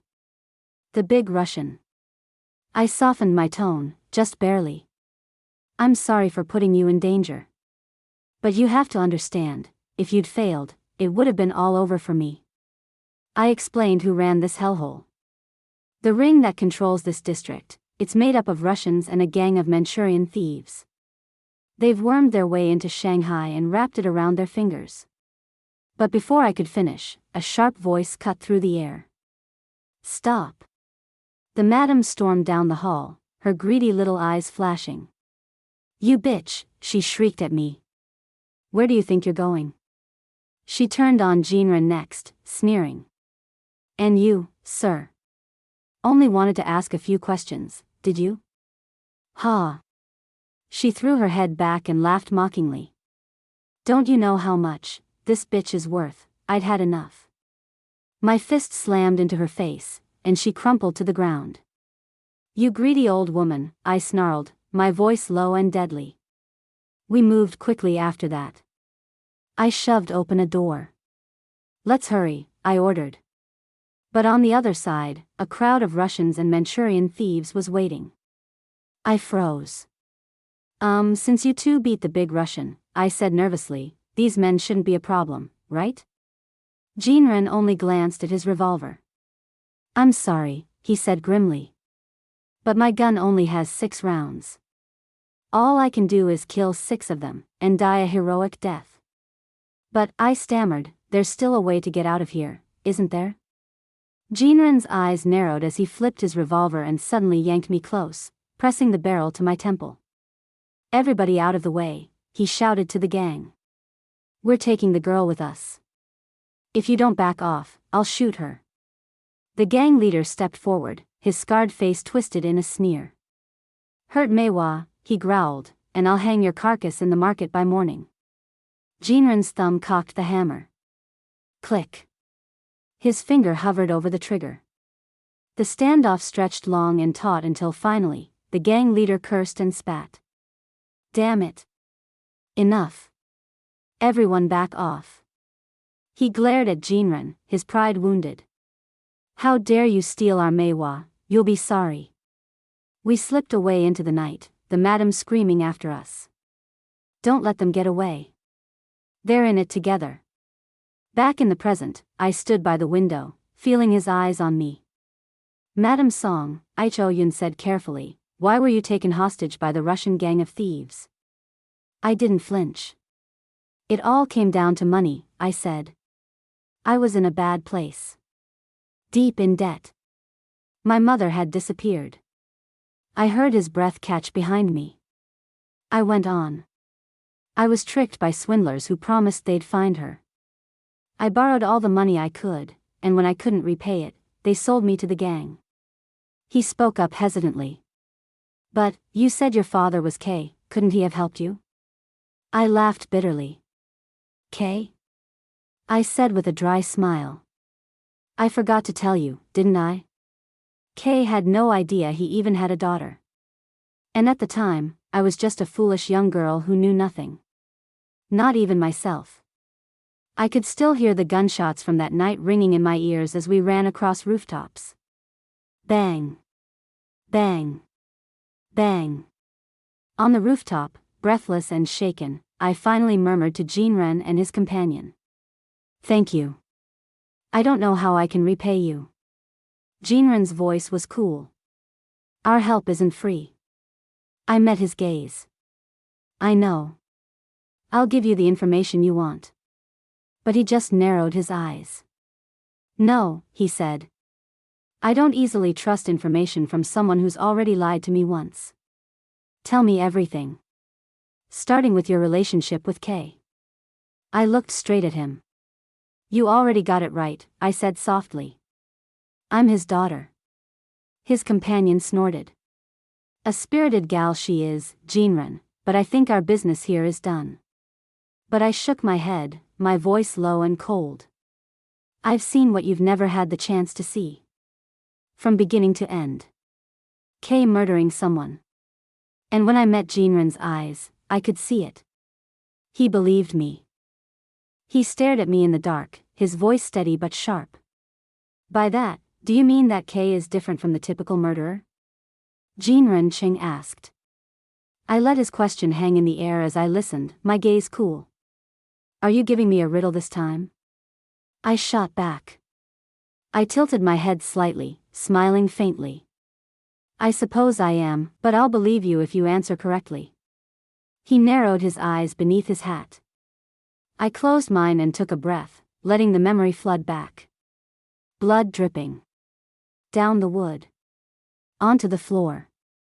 It dripped, and I could still see his face, pale, lifeless, mouth smeared red, collapsed on the floor.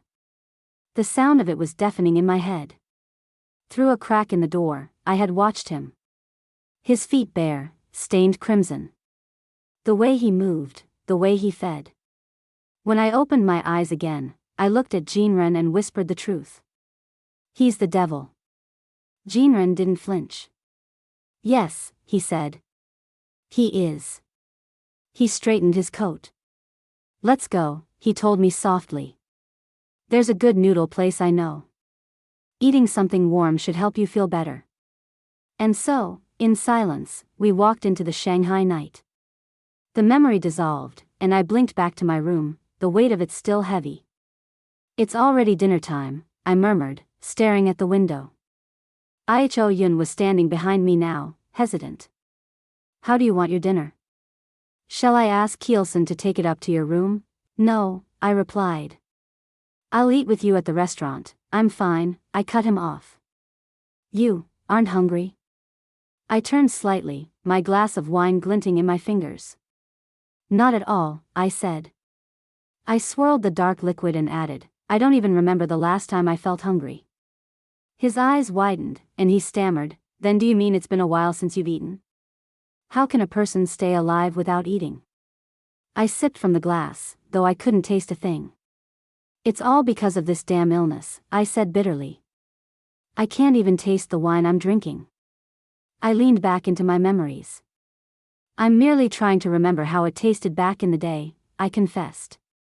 When I reminisce about people and memories of the past perhaps once in 1,000 times, I'm able to remember the aroma. He hesitated, then finally asked me the question lingering in his mind. Then, can you taste blood? I froze, then turned toward him, my red eyes glinting. Why would you ask such a question? He swallowed hard, startled by my tone. Have you seen me drink it? I demanded. Have you seen me biting into flesh with your own eyes? His lips parted, but after a long pause, he looked down and muttered, I didn't. Another memory pulled me back, Shanghai, years ago. A steaming bowl of noodles. Chopsticks clinking.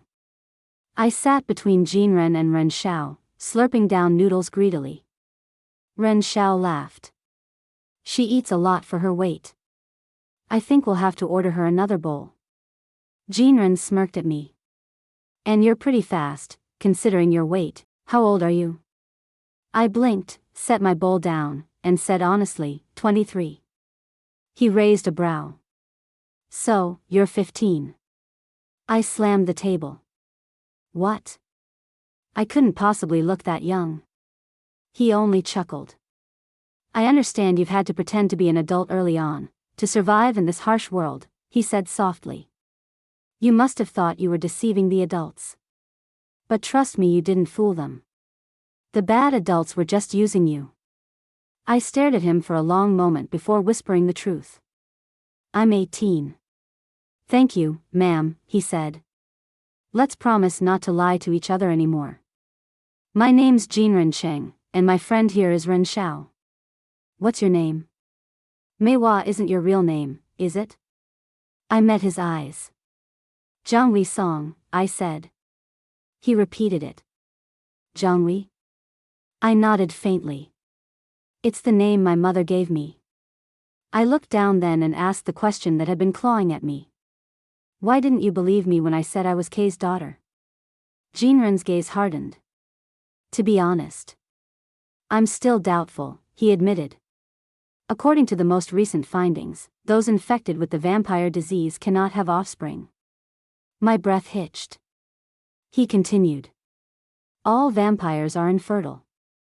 The only way they can multiply is by infecting the blood of a living being.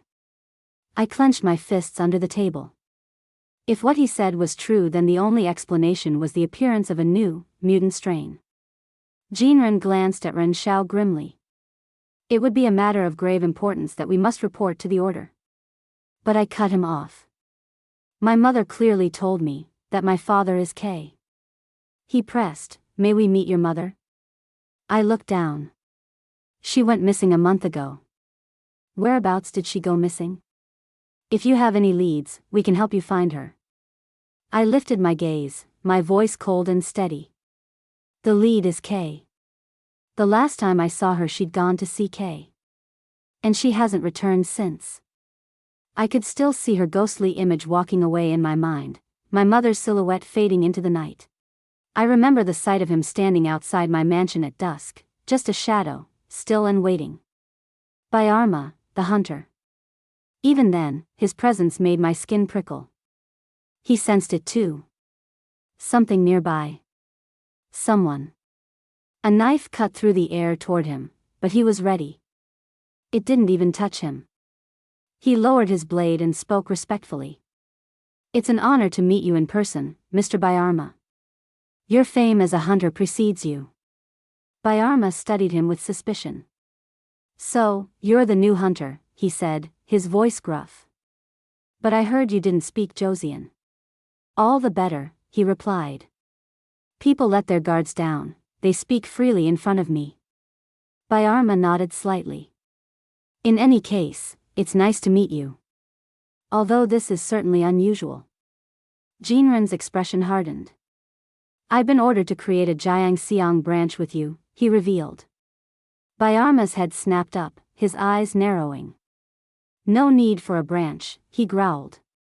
I've been hunting all the infected whenever they appear in Gyeongseong. But you haven't caught the biggest one, Kay's daughter. Byarma's silence spoke volumes. Finally, he muttered, it's been 30 years since that vampire of the legends vanished into thin air. And my father was the last hunter to see its face. Then he added a cryptic order he'd received, follow the portrait. That's what they told me. Byarma grunted in recognition. Ah. They speak of the portrait that disappeared with the vampire 30 years ago. A strange light flickered in his eyes. I'd like to see it too. I remember that portrait. The one of me, young, in a black dress and a red gem at my throat. Later that night, I heard Iho Yun's thoughts swirling in the quiet of my house. I don't understand, he whispered to himself. Why had I grown so angry? Why was my nature a secret now, when I'd promised to tell him my whole story? In his mind, he saw it, my fangs, my blood-stained mouth. He remembered Byarma's warning. Don't trust her too much. And he decided. I felt it even before he moved. I think I should just try to escape. He crept down the hall. Rattled the window. And whispered, I can do it this time. I just have to close my eyes and jump. 1, 2, 3. And he leapt. I heard the thud of his body hitting the ground. The hiss of his breath. He got to his feet, limping but alive. Phew. I thought I sprained my ankle. But he didn't get far. I could feel Byarma's presence before I heard him grab Iho from behind. The boy gasped as he was slammed to the ground. When he woke, still on the mansion's grounds, Byarma was there, looming over him. "You haven't been infected yet," he said coldly, forcing Iho's jaw open. Iho yelped in pain. "It felt like you were going to tear my lips apart," he complained. Byarma just muttered, "A lot of things have happened lately."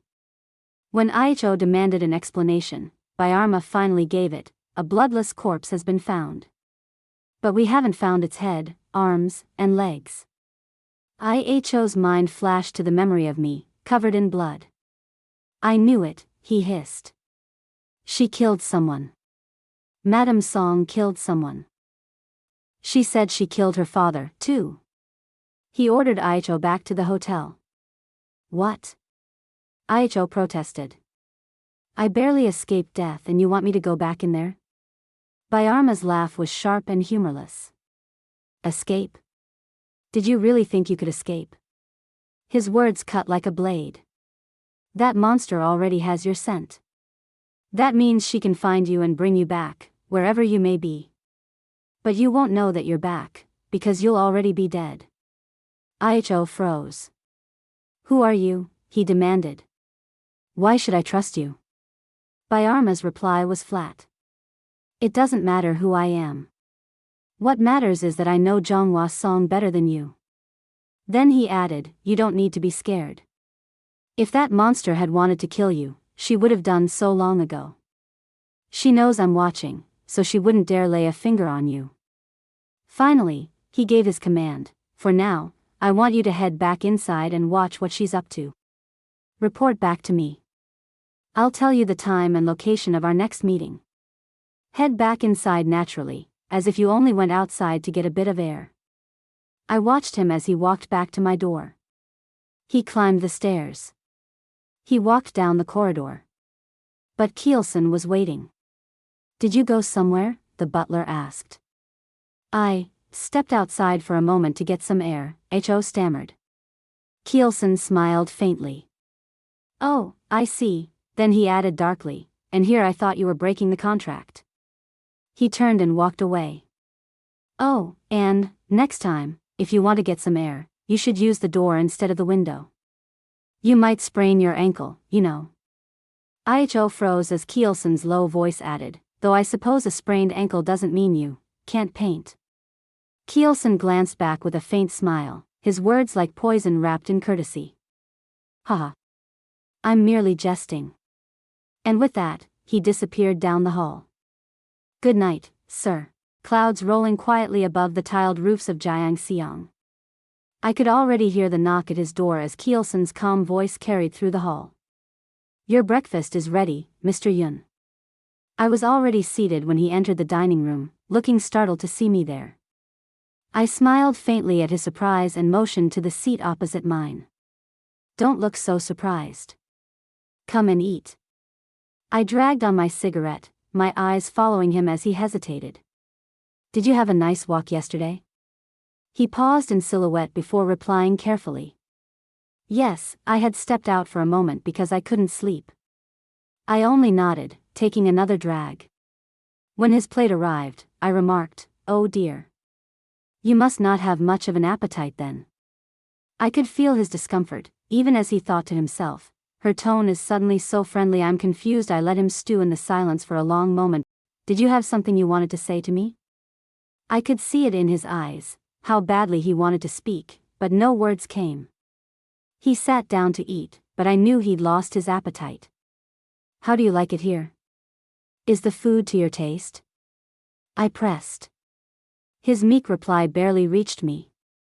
"Yes," I scratched absently at my neck, then stubbed out my cigarette. "Come upstairs once you finish," I told him as I rose from the table. "I still have a lot to tell you." He looked up at me then, thinking only, finally. When I left, I didn't miss how he moved his plate and found the note beneath it.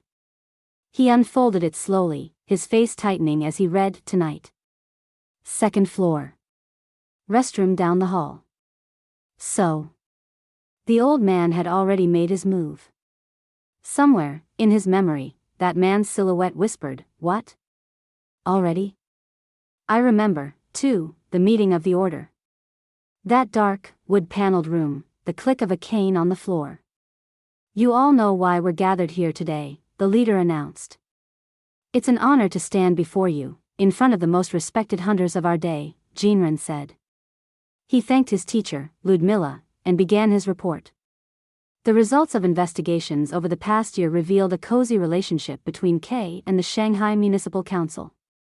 They've helped him for decades, giving him money and new identities whenever he moved to throw off the orders sent. People here think he's an Englishman. Or French. Or German. But as you all may have guessed, he is the notorious vampire who disappeared from Wallachia centuries ago. Gheorghe Balassa. I could see the disbelief in their faces as he continued. It seems he was active in Central Asia before settling in Shanghai 30-some-odd years ago. Escaping the order's watchful eyes. And, Jinren added after a beat, I found Kay's daughter.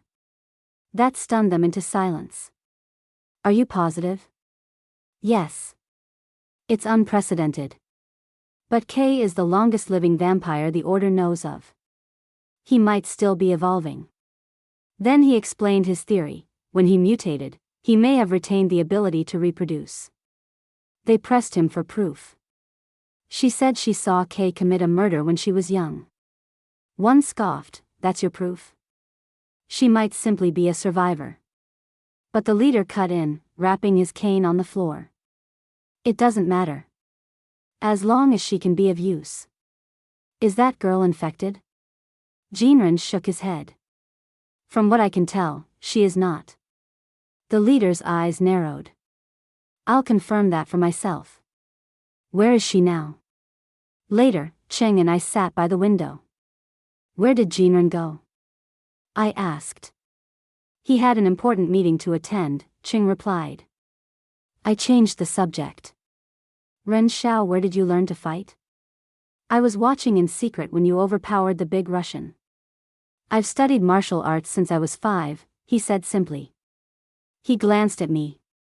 "And how are you so good at dancing, Miss Jeonghwa?" I smiled faintly at the window. "I've been dancing since I was 5. At first, because I liked it. Later to survive." Ching only nodded. "I see. You did seem like a person with a story." "Such is life," I murmured. "I've known that the world was cruel since I was young." Back in the present, I sat in my chair, cigarette in hand. "Anyway, that's how I got mixed up with the order," I told Iho. "Did they give you a lot of help?" he asked cautiously. I shook my head. "No. After I met them, I realized the world was a much crueler place than I had thought. Of course, Jinren and Ren Xiao were good people. But things don't always turn out the way one expects." I looked directly at him then. Contrary to his hopes, I was one of the infected. His shock was obvious. "You look surprised. I thought you already knew." "Yes, to be honest," he began. "When you suddenly got angry last night," I waved off his hesitance. "Oh, that. I was a little on edge because that old geezer keeping watch keeps suspecting me. I realized you knew what I was when you began to sweat profusely as soon as you saw me. Especially since you hadn't asked me very much." I could still see the memory in his eyes, our first meeting, him sweating, trembling slightly. I'd known even then. I leaned forward, my fangs just barely visible. "But, however did you find out?" He faltered, his thoughts screaming, "I don't want to endanger the person who left me the note. What excuse should I give?" I let him stew for a beat before answering for him. "Why ask? Obviously, that blasted old geezer is the one who told you." I stubbed out my cigarette and stood. "In any case, I may be a monster, but I'm not a murderer. You shouldn't get too close to me. But you needn't be afraid of me. That's what I wanted to tell you at the restaurant this morning." The sound of shoes on stone echoed faintly ahead of me. 2 men, Dr. Marchand and Mr. Cheng, walked side by side down the narrow street, their polished soles gleaming. I heard the doctor say, calm and deliberate, "I've checked her teeth. She also had a hearty appetite." Then he called my name with a quiet weight. "Mr. Cheng." it's as you've said. We know too little about this terrible disease that sells our souls to the devil. I could see the faint crease of worry in Dr. Marchan's expression as he added, we must keep in mind that a new mutation may appear at any time. Humming softly to myself. A tune I didn't remember learning. Ren Xiao was dozing off at the desk beside me, his head resting on folded arms. I slid the door open just enough to let a sliver of light fall through. Curious, I stepped forward, still humming, a book in my hand. But when I glanced into the next room I froze. There she was. Sitting perfectly still in a black dress, waiting to be painted. The portrait on the easel was almost finished, her figure rendered in precise strokes. But the face was nothing but a blank white void. Wisps of smoke curled around the canvas, as though it breathed. Behind me, a voice cut through the air. That is my private studio. I turned. And that book in your hands is my diary. I stumbled over my words, startled to see not just her but also Dr. Marchan and Mr. Ching standing there silently, watching. Ah, the door was open, I managed, pointing to it. I didn't mean to see it. And I didn't know it was a diary. It was full of difficult words. Then, glancing at the doctor's unfamiliar face, I asked, but, who are you, Mr.? Dr. Marchan tipped his top hat to me politely, his beard and weary eyes catching the light. Pleased to meet you, Miss Jeonghwa Song, he said. I'm Dr. Miroslav Marchan. It startled me to hear my name from his lips. You know my name, I murmured. Ching explained then. He's from the same order. I followed as he opened the door behind him. The unfinished portrait sat there again, still faceless. The air in the room shifted as the door clicked shut behind us, and Ren Xiao startled awake with a gasp. You're here. You slept so deeply you wouldn't have known if a thief had come in and ransacked the place, Ren Xiao. I couldn't help but smile faintly at their exchange. Miss Jeonghwa, if it's all right with you, Dr. Marchan turned to me. May I run a few tests on you? It startled me. Oh, on me? He explained, his silhouette dark against the window. For us to continue to work with you, we must know whether you have been infected. Soon after, I found myself sitting under the doctor's scrutinizing gaze. He examined my mouth, then prepared a syringe and took blood from my arm. He peered into my eyes with a small light before finally closing his medical bag with a quiet snap. All done, he said, and added, you're healthy and human. Relief washed over me. My fingers touched my forehead as I whispered, so, you'll help me then? Dr. Marchan and Mr. Ching exchanged a glance before stepping aside. What does she mean, Mr. Ching? Mr. Ching answered for me. Miss Jeonghwa said her mother disappeared. I promised to help find her. She lost contact after her mother went to meet Kay. Dr. Marchan nodded. Oh, I see. Our order will help as much as we can. I bowed my head slightly. No, it is I who should thank you for your decision to help us. We began our investigation on the streets of Shanghai. Jinren, Mr. Cheng, and Ren Xiao flanked me as we showed a photo and asked question after question, shopkeepers and strangers turning us away or shaking their heads. I caught myself staring at Jinren finally, and muttered under my breath, you don't believe me. He turned his head, startled. Why would you say that? Later, sitting in an alley, I grew impatient. I said my mother had gone to see Kay, I snapped. Why are we wasting our time here instead of going immediately to Kay? But Jinren's reply was calm, measured. Kay is no easy mark. We could easily botch things up if we take the easy route. I lowered my head, my voice breaking. I know there's very little chance of my mother still being alive. Jinren rested his hand on his knee. Don't jump to conclusions now. Ren Xiao cleared his throat, reminding him. Ahem. Jinren, don't forget, we don't make empty promises. Jinren looked me in the eyes, his expression grave. I'm sorry to have to tell you this, Miss Jeonghwa, but once anyone enters Kay's abode, there is very little chance of them coming back out alive. Ren Xiao interjected quietly. However, although her mother said she was going to meet Kay, no one saw her enter the house. Jinren added, "This may look like a waste of time, Miss Jeonghwa, but I've begun to piece together that something is different about this case. That's why I'm exercising extra caution."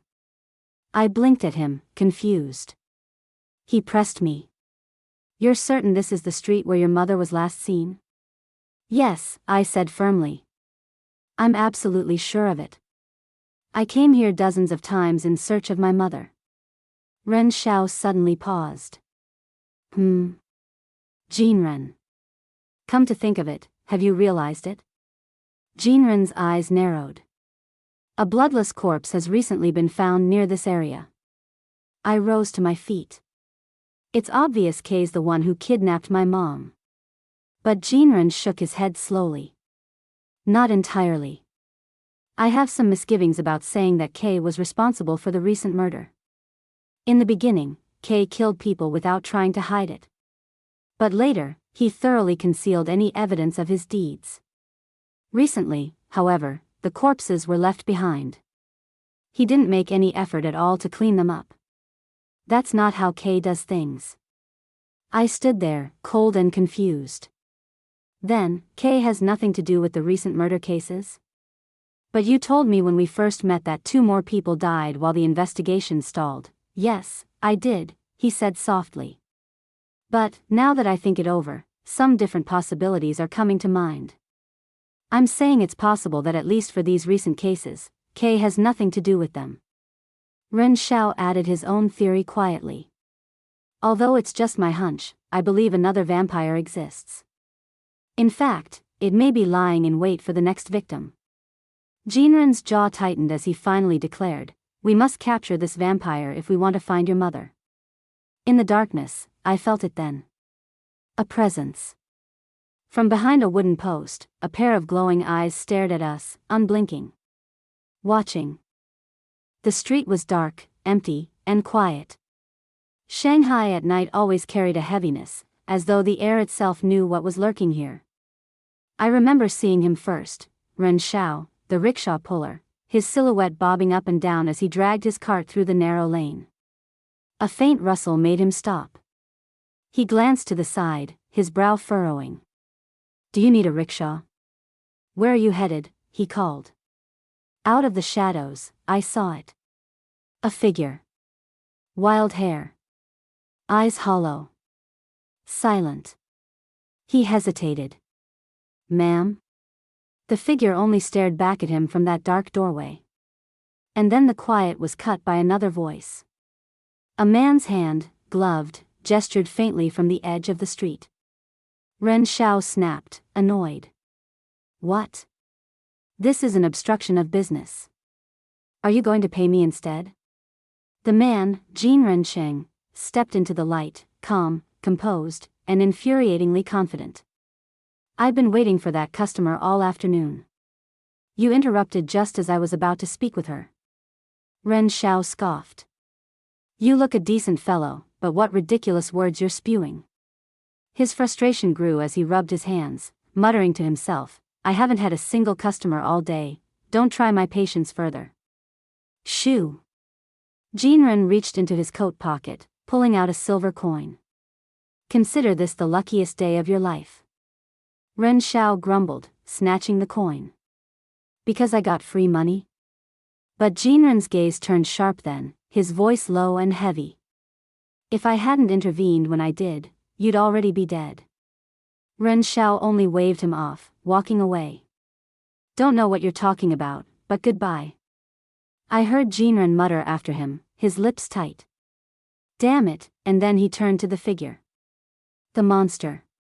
The determination in his eyes was clear even as he clenched his fists and approached the doorway where it waited, silent. "Closer. Closer." It growled. And lunged. Jinren's hand darted into his coat, steel glinting as he drew his revolver. But just as he took aim, it was only a cat that bolted from the shadows. He lowered his gun, whispering curses. Damn it, and yet, above us. I saw it. The real monster leapt across the rooftops, silhouetted against the night sky. Ren Xiao was suddenly there, his arm raised as the creature landed on the tiles. "Oh no, you don't." His movements shocked me. Precise. Sharp. Deadly. A single kick shattered the tiles beneath it, sending the creature hurtling down. He followed it to the ground, his stance already set. It roared at him, clawing wildly. But Ren Xiao was faster. When his feet hit the ground, he scanned the alley. It was gone. A scream ripped through the air. "My name. Miss Jeonghwa." Ren Xiao turned, calling out for me in panic. And there I was. I felt my breath catch in my throat. The monster loomed above me, its face grotesque, its claws glinting. I scrambled backward, my hand raised. Then I saw it. Her. Golden eyes wide, I choked the word out. "Mom?" She grabbed my throat before I could even react, her claws digging into my skin. "And Mom, why?" Her hollow gaze bore into me. "Why?" Tears streaked down my cheeks as her fangs drew closer to my neck. "And Mom, please," she didn't stop.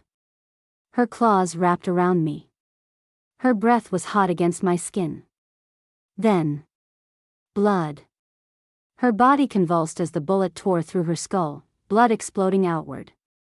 She fell limp in my arms, her black hair matted with red. I looked up to see Jinren standing there, his revolver still smoking. His eyes met mine. "Miss Jeonghwa, are you all right?" I tried to answer, my voice shaking. "Ah. Jinren. I'm sorry," he scolded Ren Xiao bitterly. Miss Jeonghwa was almost infected. Ren Xiao stammered, "Well, she begged to come because this is about her mom. How many times have I told you not to fight without a weapon?" Jinren shot back. Ren Xiao muttered, "I was afraid I'd lose her," and in a rush I'm sorry," Jinren's voice softened only slightly. "It's fine if you lose her. But I can't have you getting infected." Then he turned to me again. "Are you alright, Miss Jeonghwa?" I couldn't speak. He crouched before me, offering his hand. "I told you to stay home because it's dangerous." I slapped his hand away.